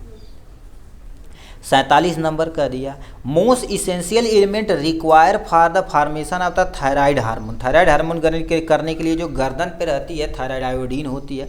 आयोडीन की कमी से ही क्या हो जाता है, आपको सामने ग्वाइटर हो जाता है, जिससे घेघा रोग बोलते हैं, घेघा रोग हो जाता है। तो D is the correct option हो जाएगा यहाँ से, ठीक। नेक्स्ट में आपके सामने कितना हो जाएगा, 48 number, A gland draining it secret through the duct. याद रखना डक्ट के द्वारा। अब देखिए ग्लैंड 2 टाइप से होती है। पहले आपके सामने कितना होती है, एक्सोक्राइन ग्लैंड होती है। क्या होती है, एक्सोक्राइन। एक आपके सामने इंडोक्राइन ग्लैंड होती है। 2 टाइप से ग्लैंड हो गई। अब जो तुम्हारे पास एक्सोक्राइन होती है, ठीक है, एक्सोक्राइन होती इसके पास, यार क्योंकि एक्सो मतलब बाहर है, तो बाहर को अंदर लाने के लिए डक्ट यानी पाइप चाहिए ही चाहिए, ठीक। और इंडो के पास पाइप वगैरह नहीं होती। जो भी चीज़ हार्मोन एंजाइम सीक्रेट करना सीधे ब्लड में डाल देते हैं। कहाँ पर, ब्लड में। अब ब्लड भैया टारगेट तक लेके जाएगा। तो बताओ डक्ट किसके पास है, एक्सोक्राइन। तो exocrine D is the correct option हो जाएगा यहाँ से, ठीक है। एंडोक्राइन ग्लैंड के पास क्या होती है, डक्ट नहीं होती। जो भी सीक्रेट करना सीधे ब्लड में डाल देती हैं और आगे की तरफ मूव कर जाता है, ठीक। 49 नंबर क्या लिख रखा आपके सामने, लिख रखा यानी क्या लिख रखा, erythropoietin is a type of hormone. जो तुम्हारे पास इरिथ्रोपोइसिन होता है, जो इरिथ्रोसिन यानी तुम्हारे पास इरिथ्रोसाइड के लिए हो जाए तो आरबीसी के लिए होता है। इसमें किस टाइप का हार्मोन होता है, protein is a type of hormone. अच्छा हार्मोन पूछा है, तो इसमें तुम्हारे पास क्या होता है, ग्लाइकोप्रोटीन होता है, ठीक है। तो ये वाला तुम्हारे पास option is the correct option हो जाएगा यहाँ से, ठीक। अब 50 नंबर की कहानियाँ सुनाते हैं आपको, ठीक है। ओ भैया तो टूट जाता हो, ठीक, रुक जाओ भाई गढ़, ठीक। 50 नंबर फार्मास्यूटिक्स फार्माकोपिया से ये क्वेश्चन पूछा गया है। कह दिया है herbal in herbal product of mention in the edition which of the volume of IP. मतलब इंडियन फार्माकोपिया के अनुसार देखा जाए हर्बल तथा हर्बल जो तुम्हारे पास होते हैं वो किस एडिशन के तौर पे रखे गए थे। ऑप्शन में क्या दे रखा, 2nd एडिशन नहीं, या 4th एडिशन में रखे गए थे। अब 4th एडिशन कब से कब शुरू होता है, इसको थोड़ा सा आप ये चीज़ें याद रखना। इसको हम थोड़ा सा छोटा कर देते हैं, ये आप स्क्रीनशॉट इसे लेके आप रख लीजिएगा। क्या, फर्स्ट एडिशन 1995 में किया गया था। इसे अमेंडेंट किया गया था 1960 में। उस समय BN घोष थे। इसको ज़्यादा याद रखने की ज़रूरत नहीं है।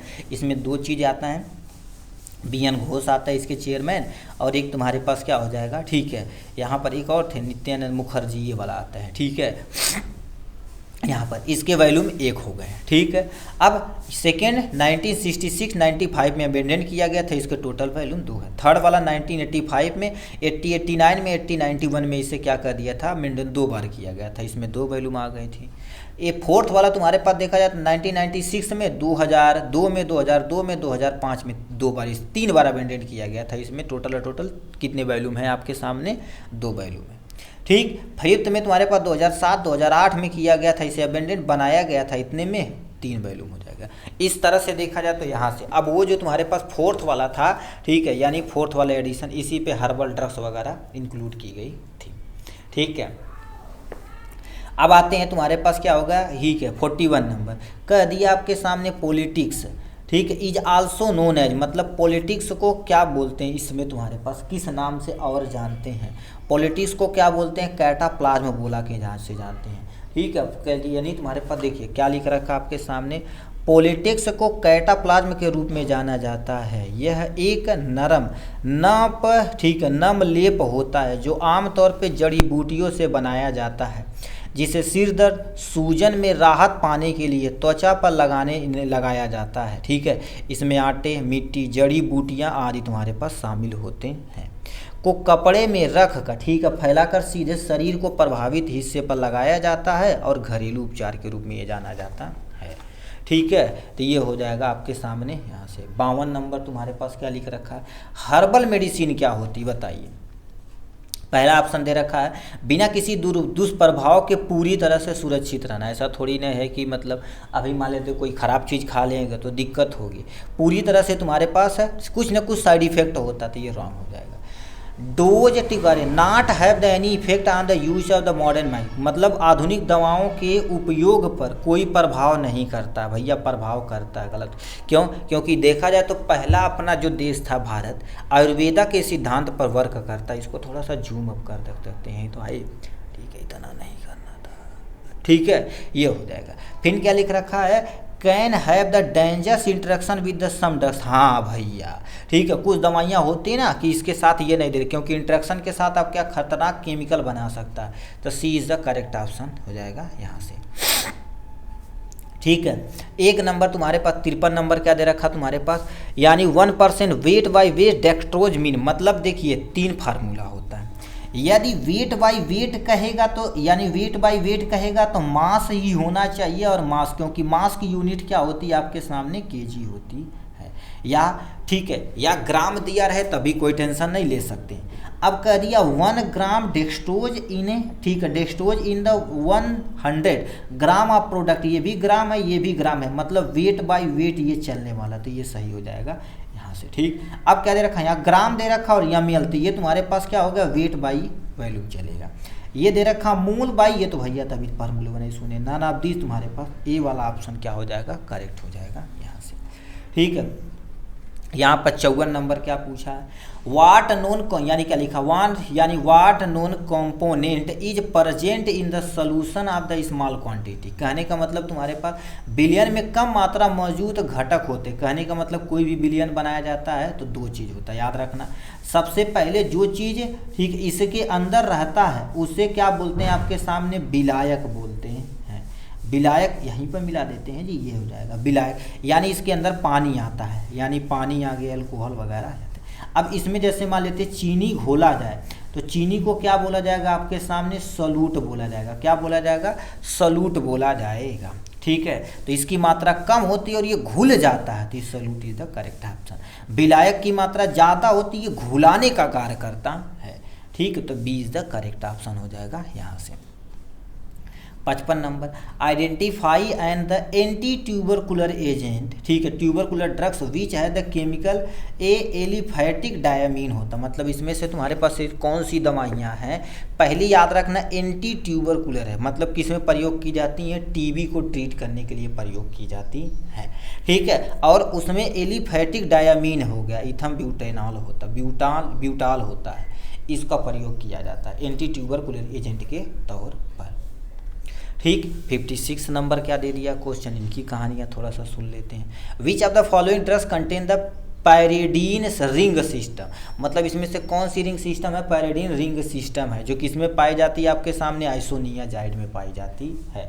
अब आइसोनियाजाइड भी एक तुम्हारे पास एंटीबायोटिक होती है, देखिए साफ साफ लिख रखा है, आइसोनियाजाइड एक पिरिमिडीन रिंग सिस्टम होता है। आइसोनियाजाइड एक एंटीबायोटिक होता है जिसका उपयोग माइक्रोबियल संक्रमण के इलाज में किया जाता है, जिसका यूपीएससी नेम तुम्हारे पास इसमें पैरिडीन 4 कार्बो, ठीक है, कार्बोहाइड्राजाइड होता है, ठीक है। आणविक सूत्र आपके सामने दे रखा, आइसोटोनिक एसिड के नाम से जाना जाता है। ये थोड़ी सी कहानी याद रखना।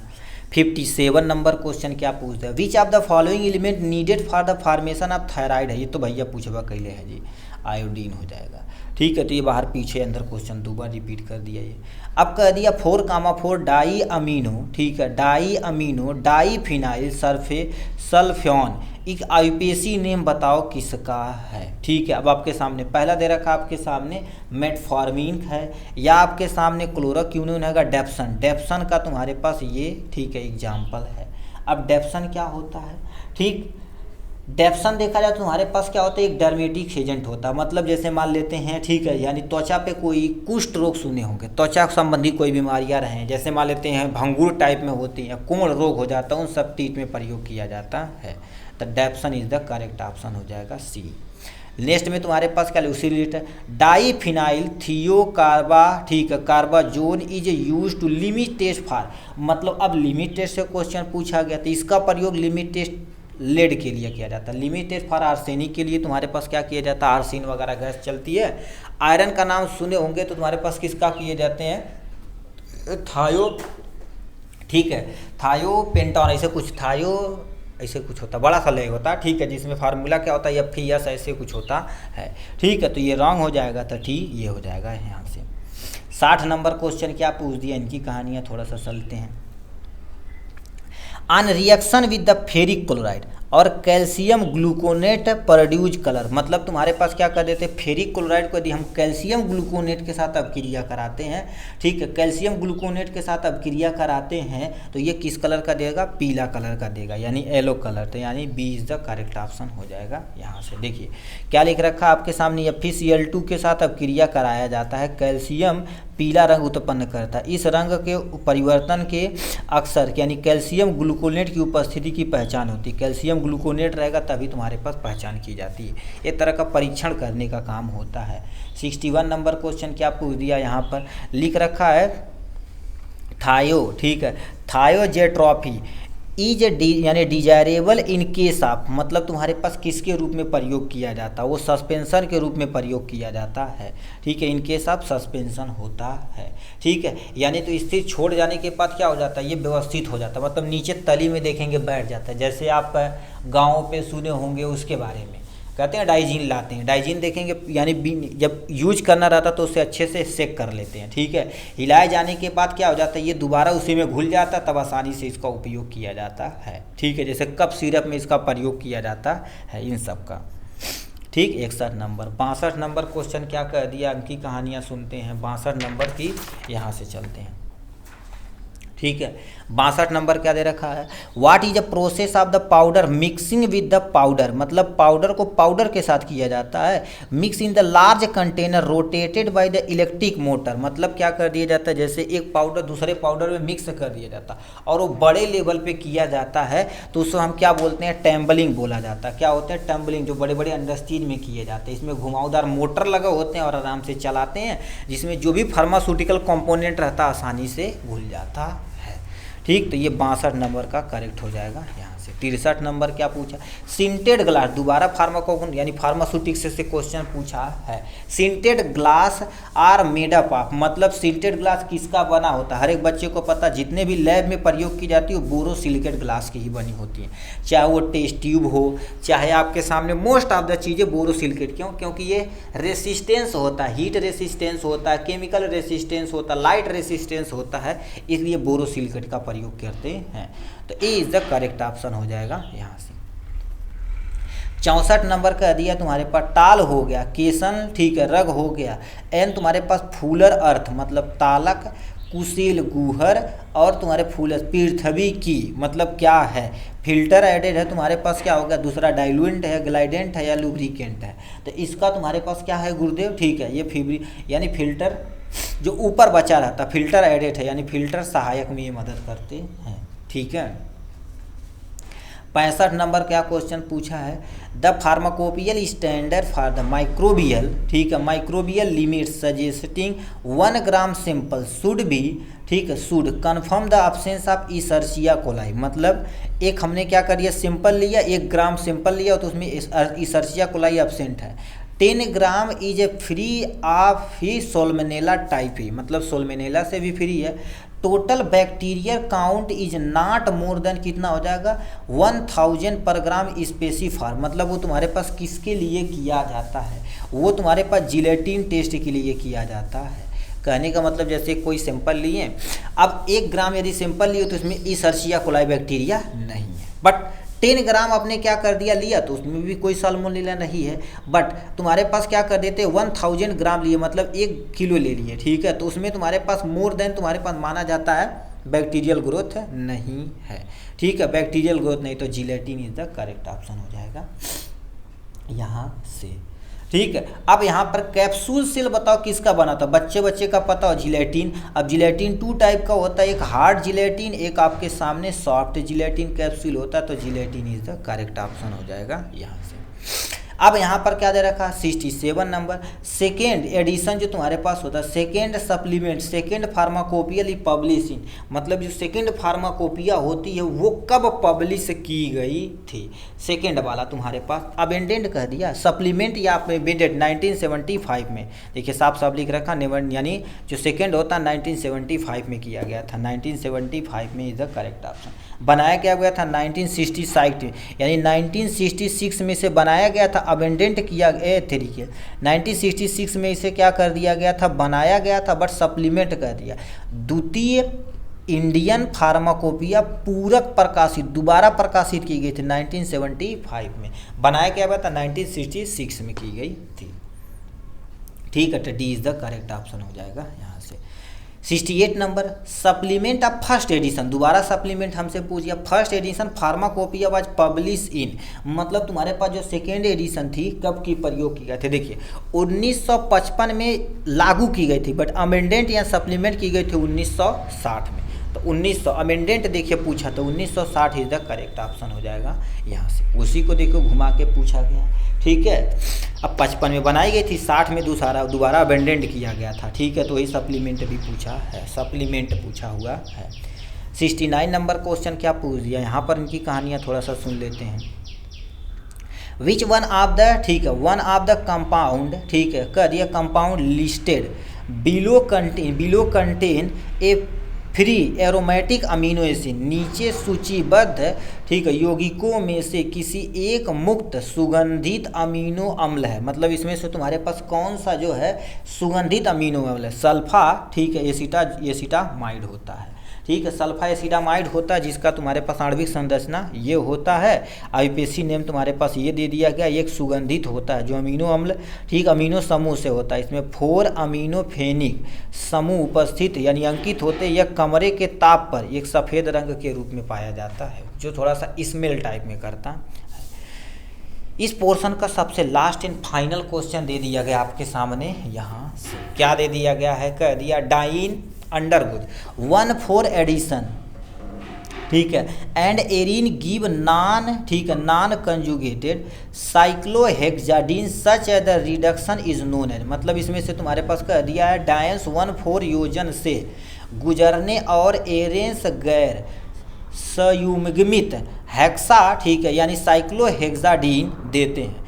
अपचयन के किस रूप से जाना जाता है, उस अपचयन को किस नाम से जाना जाता है, उसको क्या कर देते हैं, रिचिट रिडक्शन बोला जाता है। रिडक्शन क्या होता है, देखिए रिडक्शन क्या होता है, शाम से सुनिए, रिडक्शन में होता है तुम्हारे पास ON लिख देना, हाइड्रोजन को लेना और ऑक्सीजन को रिमूव करना, ये क्या कहलाता है आपके सामने, रिडक्शन कहलाता है। तो B is the correct option हो जाएगा यहाँ से, B is the correct option हो जाएगा।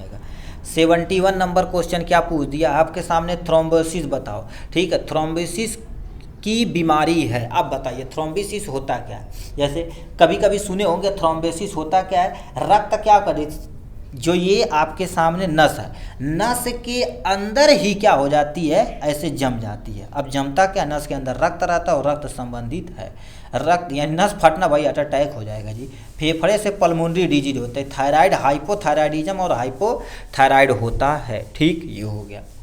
72 नंबर क्वेश्चन क्या पूछ दिया आपके सामने, प्रोस्टेट ग्रंथि किसके पीछे होती है? यदि आप ये आपके सामने दोनों टेस्टिस हो गया और यहाँ से आती है ये ग्लैंड रहती है, इसे प्रोस्टेट ग्लैंड बोलते हैं, यहाँ पर आके रुकती है। अब ये आपके सामने इधर जो आती है आपका ये पेनिस वाला रीजन हो गया, इसके जस्ट ठीक है यहाँ पर क्या रहती है, यूरिनरी ब्लैडर, पेशाब की थैली रहती है, ये भी आके ओपन होती है यहीं पर। ठीक है, यहीं पर सेमिनल वेजाइकल होता है। प्रोस्टेट ग्लैंड कंट्रोल करती है कि कब पेशाब निकालना, कब आपके सामने ये निकालना। तो प्रोस्टेट ग्लैंड बताओ क्या होती है, कहाँ पर होती है, जो पेशाब की थैली होती है जस्ट नीचे, मूत्राशय। तो ए वाला ऑप्शन सही हो जाएगा यहाँ से। ठीक है, ये हो जाएगा। अब ये प्रोस्टेट ग्लैंड देखिए जाए तुम्हारे पास क्या होती है, जब हमारे स्पर्म निकलता है, ठीक है, तो ये आपके सामने क्या होगा, फ्रुक्टोज जैसा स्मेल देती है, उसमें कैल्शियम होते हैं और तुम्हारे पास कुछ मात्रा में इसमें एंजाइम होते हैं जो स्पर्म निकलते उसे न्यूट्रिशन देते हैं, जिससे वो बन के तैयार हो जाता है, सीमेन तैयार हो जाता है। 73 नंबर क्या लिखा, प्लाज्मा जो रक्त का संगठक है, मतलब प्लाज्मा देखा जाए तो तुम्हारे पास ब्लड हो जाएगा, तो ब्लड के दो कंपोनेंट होते हैं, एक प्लाज्मा होता है और एक आपके सामने ब्लड सेल होते हैं। सेल के अंदर आरबीसी हो गए, डब्ल्यूबीसी हो गए और आपके सामने प्लेटलेट हो गए। तो ये जो प्लाज्मा होता है, ठीक है, एक तरह का द्रव होता है, तो द्रव इज द करेक्ट ऑप्शन हो जाएगा यहाँ से। जो कोशिका होती है आरबीसी डब्ल्यूबीसी ये सब होती है। मानव में अनिषेचित अंड होते हैं, अब याद रखना, अनिषेचित अंड होते हैं। देखिए इसमें देखिए होता क्या, इसको थोड़ा सा हम यहाँ से इसको लाते हैं तब आपको समझ में आएगा। देखिए एक तुम्हारे पास माता जी होती हैं, ये आपके पिताजी होते हैं, ठीक है, ये हो गया। माता जी के पास XX, पिताजी के पास XY क्रोमोसोम होता है। ठीक, अब ये क्या कह दिया है, अब क्वेश्चन में क्या दिया, अनिषेचित अंड होते हैं, मतलब अभी वो निषेचन भाग नहीं लिए हैं। ठीक, अनिषेचित होते हैं, उनको क्या कहते हैं यहाँ पर बताना चाहिए। अब अनिषेचित अंड में ये तुम्हारे पास माता जी हैं, इसमें तुम्हारे पास मम्मी जी के पास क्या होता है भैया, अंडा होता है। यस सर, अंडा होता है। और इसमें तुम्हारे पास क्या होता है, ठीक है, स्पर्म, ये स्पर्म होता है। अब इसमें से मान लेते यक्स जाएगा तो लड़की, XY जाएगा तो आपके सामने लड़का पैदा होगा। तो अंड कह दिया तो बताइए यक्स क्रोमोसोम से रिलेटेड है, तो यक्स क्रोमोसोम कहीं दिया है, एक यक्स क्रोमोसोम होता है। अनिषेचित, जब यक्स पे मारेंगे तो ये निषेचित होगा कि मेल से भी यक्स आया, फीमेल से भी यक्स आएगा तो निषेचित हो जाएगा, तो ये गलत हो जाएगा। 75 नंबर क्या दे रखा आपके सामने, प्रोपेन के बारे में कहानी दे दिया गया। अब प्रोपेन की कहानी सुनिए, यदि एक कार्बन रहेगा तो क्या प्रयोग किया जाता है, मेथ। एक कार्बन, 2 कार्बन रहेगा तो क्या प्रयोग किया जाता है, एथ। 3 कार्बन रहेगा तो क्या करेंगे, प्रोप पर क्या प्रयोग किया जाता है। अब 3 कार्बन है तो 1 कार्बन, 2 कार्बन, 3, सब में सिंगल बॉन्ड है क्योंकि प्रोपेन है, सिंगल बॉन्ड है, ये हो जाएगा आपके सामने यहाँ से। ठीक है, hydrogen hydrogen hydrogen hydrogen hydrogen hydrogen hydrogen, 3 carbon हो गया, 3 हो गया, 3 3 6 2 8 H8 हो जाएगा। C3H8 कहीं दिया है, C3H8 ये हो जाएगा, प्रोपेन हो जाएगा, ये करेक्ट हो जाएगा आपके सामने यहाँ से। ये ब्यूटेन यानी ब्यूटेन हो गया। C3 यानी कितना हो जाएगा, 3 3 यानी 2 दूने 4 2 6, ये तुम्हारे पास किस में हो जाएगा, मेथ एथ, ये तुम्हारे पास एथेन हो जाएगा। ये आपके सामने मेथेट प्रो ब्यूटेन हो जाएगा आपके सामने यहाँ से। ये आपके सामने कितना हो जाएगा, प्रोपेन हो जाएगा यहाँ से। ठीक है, ये आपके सामने 1 कार्बन है तो मेथेन हो जाएगा यहाँ से। हमसे प्रोपेन पूछा तो D is the correct option हो जाएगा। 76 नंबर, निम्नलिखित में से कौन सा तत्व दूसरे समूह से संबंधित है, मतलब ऐसा कौन सा तत्व है जो दूसरे समूह से हमसे बताना पड़ेगा। दूसरे समूह से तुम्हारे पास क्या हो जाएगा, यानी दे रखा है यहाँ पर बी बोरान, ठीक है, यानी सोडियम, बी बेरिलियम, तो सी इज द करेक्ट ऑप्शन हो जाएगा यहाँ से। ठीक है, beryllium is the correct option हो जाएगा यहाँ से। से आवर्त सारणी इसको देखना पड़ेगा आपको। यहाँ पर क्या दे रखा है 1777 कैथोड रेज की पहली बार प्रयोग किया था। बच्चे को 50 जे थॉमसन ने जो इलेक्ट्रॉन की डिस्कवरी हुए किए थे यहाँ पर, ठीक है, J Thomson is the correct option हो जाएगा यहाँ से, ठीक। तो जे थॉमसन ने क्या कर दिया था, पहली बार कैथोड का एक्सपेरिमेंट किया हुआ था। इससे क्या होगा, नलीनुमा बना दिए थे माइनस प्लस, यहाँ से कैथोड रे डाले हुए थे, परख हो गया था। आपके सामने लेजर, अब लेजर का फुल फॉर्म क्या होता है, यल से लाइट होती, ए से आपके सामने क्या होगा, इम्प्लीफिकेशन होता है। अब बाई, उसके बाद क्या बाई लगा देना, उसके बाद स्टिमुलेशन इलिमिनेशन ऑफ रेडिएशन। इसकी खोज जानते हो, मेमन नामक वैज्ञानिक ने 1960 में किया हुआ था। देखिए साफ साफ लिख रखा, लेजर का full name light amplification by the stimulating emission of radiation. इसकी खोज क्या होगी, TH मेमन नामक 1960 में की थी, ठीक है। तो ये D is the correct option हो जाएगा यहाँ से, इसका D is the correct. Light amplification of emission and radiation होता, तो B is the correct option हो जाएगा यहाँ से। 69 नंबर तुमसे पूछे, हाइपरमेट्रोपिया यानी दूरदृष्टि दोष के निवारण में, याद रखना दूरदृष्टि दोष निवारण में दूर की वस्तु व्यक्ति को दिखेगी बट नजदीक की वस्तु नहीं दिखेगी, तो समझ जाना दूरदृष्टि दोष हो गया। अब देखिए दूरदृष्टि दोष में तुम्हारे पास होता क्या, ये आपके सामने आंख हो गई, आंख का ये तुम्हारे पास लेंस हो गया, जो प्रतिबिंब रेटिना पे बनना चाहिए रेटिना पे न बन के रेटिना से दूर बनता। जब दूर बनेगा तो दूरदृष्टि दोष होगा। इसके लिए तुम्हारे पास क्या करना पड़ेगा, देखिए ऐसे लेंस का प्रयोग करना पड़ेगा जो इसको इकट्ठा कर दे, यानी उत्तल लेंस। यानी दूरदृष्टि दोष के लिए तुम्हारे पास उत्तल लेंस का प्रयोग करना पड़ेगा। अब निकट दृष्टि दोष के लिए तुम्हारे पास किसका प्रयोग किया जाता है, ये निकट दृष्टि दोष के लिए, इसको भी याद रखना यहाँ से, निकट दृष्टि दोष। बाईफोकल लेंस में मतलब जिसको तुम्हारे पास बुढ़ौती में होता है, जिसे कटरैक्ट बोला जाता है, कटरैक्ट्स बोला जाता है, ठीक है। तो ये तुम्हारे पास है उत्तल, क्योंकि दूरदृष्टि दोष ये होगा, निकट दृष्टि कहेगा तो आपके सामने अवतल पे टिक मार देना।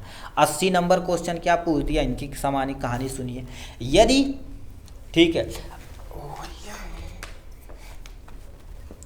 किसी वस्तु को ऊर्ध्वाधर ऊपर की ओर फेंका जाता है, चलो हमने ऊपर की तरफ फेंक दिया, चलो ऊपर की तरफ फेंक दिया।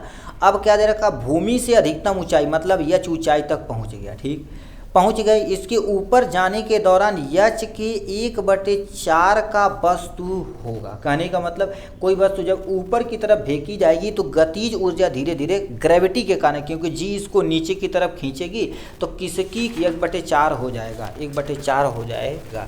तो यहाँ से कह दिया आपके सामने पहला ऑप्शन, कम स्थितिज ऊर्जा अधिकतम गतिज ऊर्जा। गतिज ऊर्जा नीचे की तरफ आएगी तो भैया का तू कहा था, ठीक है। ये तुम्हारे पास कम स्थितिज ऊर्जा ऊपर चली गई बना, यच तो ऊपर गया ही है, ठीक है, यच ऊपर गया है, ठीक है। यच ऊपर यदि गया है भैया, इसको यहाँ पर करते हैं तो आपको समझ में आएगा, ठीक है, समझना बढ़िया से तभी काम हो पाएगा। कह दिया है कोई बस ऊपर की तरफ यच ऊंचाई तक गया है, चलो फिर क्या हो गया, चाहे तो पहुंच गया। ऊपर जाने के दौरान यच के 1/4 का यानी स्थितिज ऊर्जा क्या होगी, धीरे धीरे धीरे धीरे कम होगी, और तुम्हारे पास अधिक गतिज ऊर्जा तुम्हारे पास, क्योंकि नीचे का आएगा तो जी बहुत तेज़ी से खींचेगा, जी तेज़ी से खींचेगा, जी का मान 9.8 मीटर पर सेकेंड होता है, ये बहुत तेज़ी से खींचेगा, गतिज ऊर्जा बढ़ जाएगी। तो यही वाला ऑप्शन सही हो जाएगा यहाँ से, ठीक है। स्थितिज ऊर्जा तुम्हारे पास कम होगी बट क्योंकि नीचे आ रहा है ना, हम कहीं ऊपर जा रहा है, ऊपर जाएगा तो गतिज ऊर्जा कमी होगी, ऊपर सीधे जाएगा कुछ समय के बाद नीचे, अब नीचे गिरना शुरू कर दिया है, ठीक है। ये तुम्हारे पास है, यहाँ से हो जाएगा। अब 81 नंबर क्या लिख रखा है, यक्षगान निम्नलिखित में से किस राज्य से संबंधित है। पहला ऑप्शन आपके सामने क्या दे रखा है, यहाँ से केरला, कर्नाटका में एक नृत्य के रूप में नाचा जाता है, डांस किया जाता है। एक तुम्हारे पास शाही दरबार में सब किया जाता है, ठीक है, बड़े बड़े जो प्रसिद्ध लोक नृत्यक होते हैं वहाँ पर हो जाएगा। अब आते हैं 82 नंबर क्या देखा, पीके थूगन समिति किससे संबंधित है, ठीक है।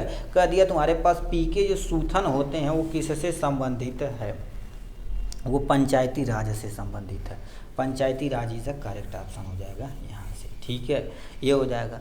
80-3-83 नंबर क्या दे दिया गया क्वेश्चन, यहाँ पर चलते हैं। भारतीय संविधान की प्रस्तावना में निम्नलिखित में से किस महान आदर्श का उल्लेख किया गया था।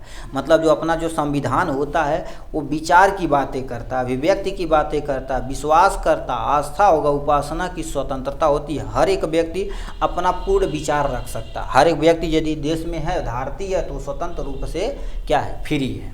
ठीक है, तो D is the correct option हो जाएगा यहाँ से। ठीक, 80-4-84 नंबर। निम्नलिखित में से अधिकांश नदियाँ किस प्रकार की होती हैं। मतलब 12मासी होती हैं, तो A is the correct option हो जाएगा। मतलब मोस्ट जो नदियाँ होती हैं 12 माह चलती रहती हैं। ठीक है, ब्रह्मपुत्री जैसे, गंगा हो गए, ये सब सारी चीज़ें, क्योंकि बर्फ़ पिघलता रहता है, काम होता रहता है। 85 नंबर। मध्यरात्रि में सूर्य की भूमि के नाम से जाना जाता है किस देश में। अब कह दिया तुम्हारे पास, जैसे ये पोल हो गया, ठीक है, ये धरती का, ये नॉर्थ पोल हो गया, ये साउथ पोल हो गया, ये ईस्ट हो गया, ये आपके सामने वेस्ट हो गया। नॉर्थ हो गया, ईस्ट हो गया, वेस्ट हो गया, साउथ हो गया। अब यहाँ पर आ जाते हैं तुम्हारे पास नॉर्थ, ईस्ट, वेस्ट, साउथ जो होता तुम्हारे पास किस में कह दिया। मध्यरात्रि में सूर्य की भूमि के नाम से जाना जाता भैया नॉर्वे को। क्यों? क्योंकि यहाँ पर लगभग 70-80 दिन तक तुम्हारे पास धूपो रहा है, सूर्य नीचे ही नहीं जाता। देखिए, नॉर्वे यूरोप महाद्वीप एक स्थित एक देश है। इसकी राजधानी ओस्लो। नॉर्वे का एक ऐसा देश है जहाँ 76 दिन तक सूरज कभी नहीं डूबता। अरे भैया बल्ले बल्ले, मतलब रोज़ा पढ़े जाइए, रोज़ा पढ़े पगला जाइए तब तो।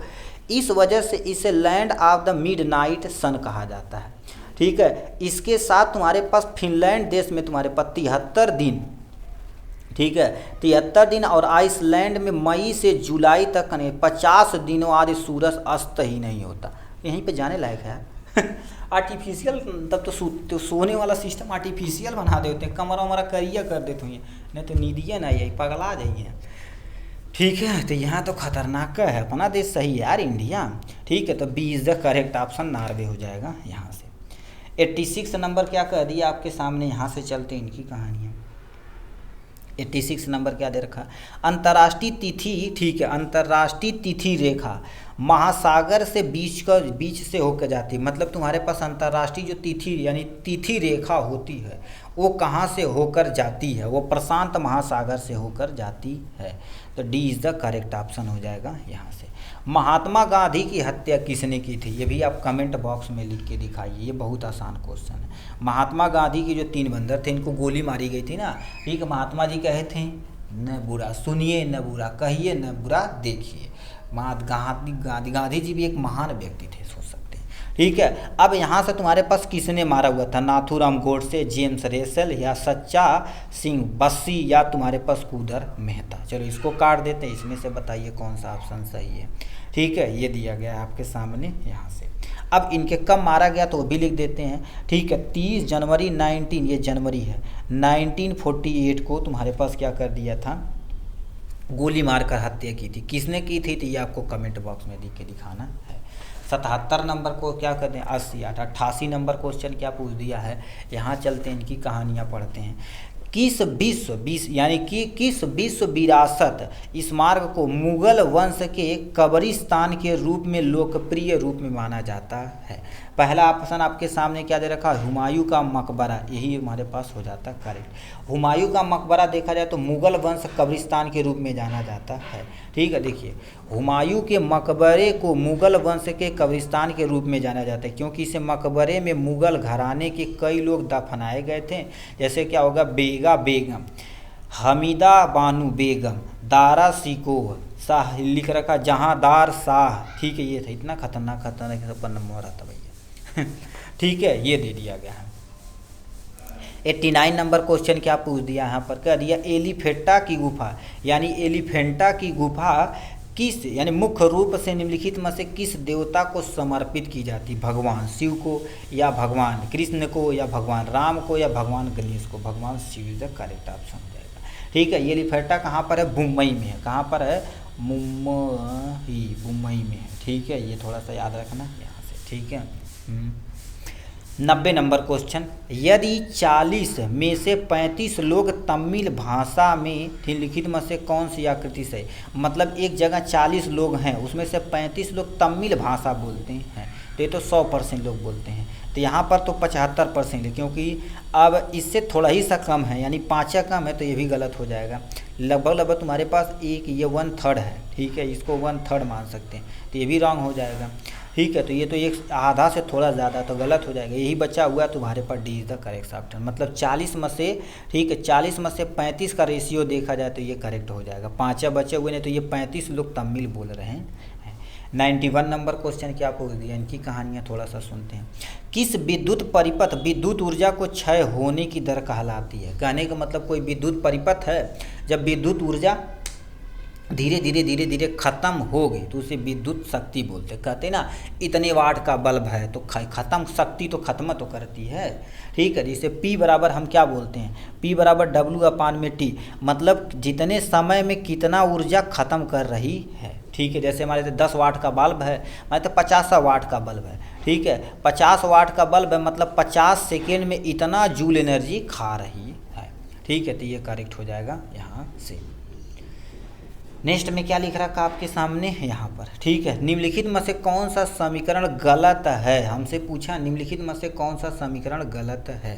यस बराबर ut प्लस में 1/2 AT स्क्वायर, ये तो सही है। यू बराबर v प्लस में AT, ये भी सही है। 2as बराबर u square minus u square, ये भी सही है। यही गलत है तुम्हारे पास, ये रॉन्ग हो जाएगा, ठीक है, यहाँ से, क्योंकि ये तुम्हारे पास क्या होती है, यानी तुम्हारे इनिशियल एनर्जी में से नहीं, फाइनल वेलोसिटी में से इनिशियल वेलोसिटी माइनस करते हैं, तो फाइनल ये हो जाएगा, और ठीक है इनिशियल ये हो जाएगा, तो ये रॉन्ग हो जाएगा। तो रॉन्ग हमसे पूछा है यहाँ पर, कह दिया है पंडित स्वप्न चौधरी, ठीक है, डैश वाद्य यानी यंत्र से संबंधित हैं, मतलब किससे हैं, हारमोनिया, तबला, बीड़ा या बांसुरी, ठीक है। तो ये किससे तबला हैं, तबला से रिलेटेड हैं, ठीक है, तबला ये बजाते थे, ठीक है। तो इससे हो जाएगा यहाँ पर 94 नंबर तुम्हारे पास क्या दे दिया गया है, यहाँ पर आ जाते हैं, ठीक है। 94 नंबर क्या दे दिया गया है, हैराल्ड डोमर विकास मॉडल बचत और निवेश की भूमिका को प्रमुखता से दर्शाने के लिए जाना जाता है। भारत में कौन से पंचवर्षीय योजना इस मॉडल पर आधारित है? मतलब क्या दिए रखे सामने, दूसरी, चौथी, तीसरी, यानी पहली पे टिक मार देंगे यहाँ से, ये देख सकते हैं।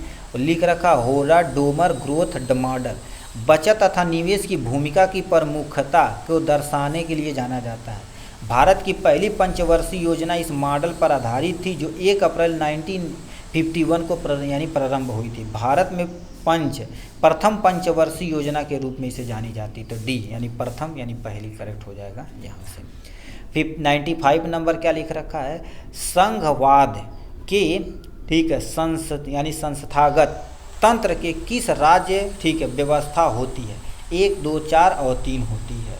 इसमें कम से कम तुम्हारे पास क्या होने चाहिए, 2 राज्य होने चाहिए, तो यहाँ पर 2 इज द करेक्ट ऑप्शन हो जाएगा यहाँ से। नेक्स्ट में तुम्हारे पास क्या लिख रखा, 96 नंबर क्या दे रखा है आपके सामने, कह दिया आपके भारत में यानी भारत के राष्ट्रपति के रूप में किसका कार्यकाल सबसे छोटा होता है? मतलब भारत के राष्ट्रपति के रूप में किनमें से किसका कार्यकाल सबसे छोटा था? मतलब बहुत ही छोटे समय, अल्प समय के लिए काम किए हुए थे, ठीक है। तो यानी क्या होगा, डॉक्टर जाकिर हुसैन का सबसे छोटा था। अब इनकी कहानियाँ थोड़ा सा यहाँ सुन लीजिए, देखिए, यानी अनुच्छेद 1952 के प्रावधान, भारत के एक राष्ट्रपति होगा, 19 यानी का अनुच्छेद कितना हो जाएगा, 56 ए के प्रावधान करता है कि राष्ट्रपति पद ग्रहण करने की तारीख 5 वर्ष तक यानी धारण करेगा। मतलब कोई राष्ट्रपति यदि शपथ ग्रहण कर लिए तो 5 साल तक उनको रखना ही रखना है।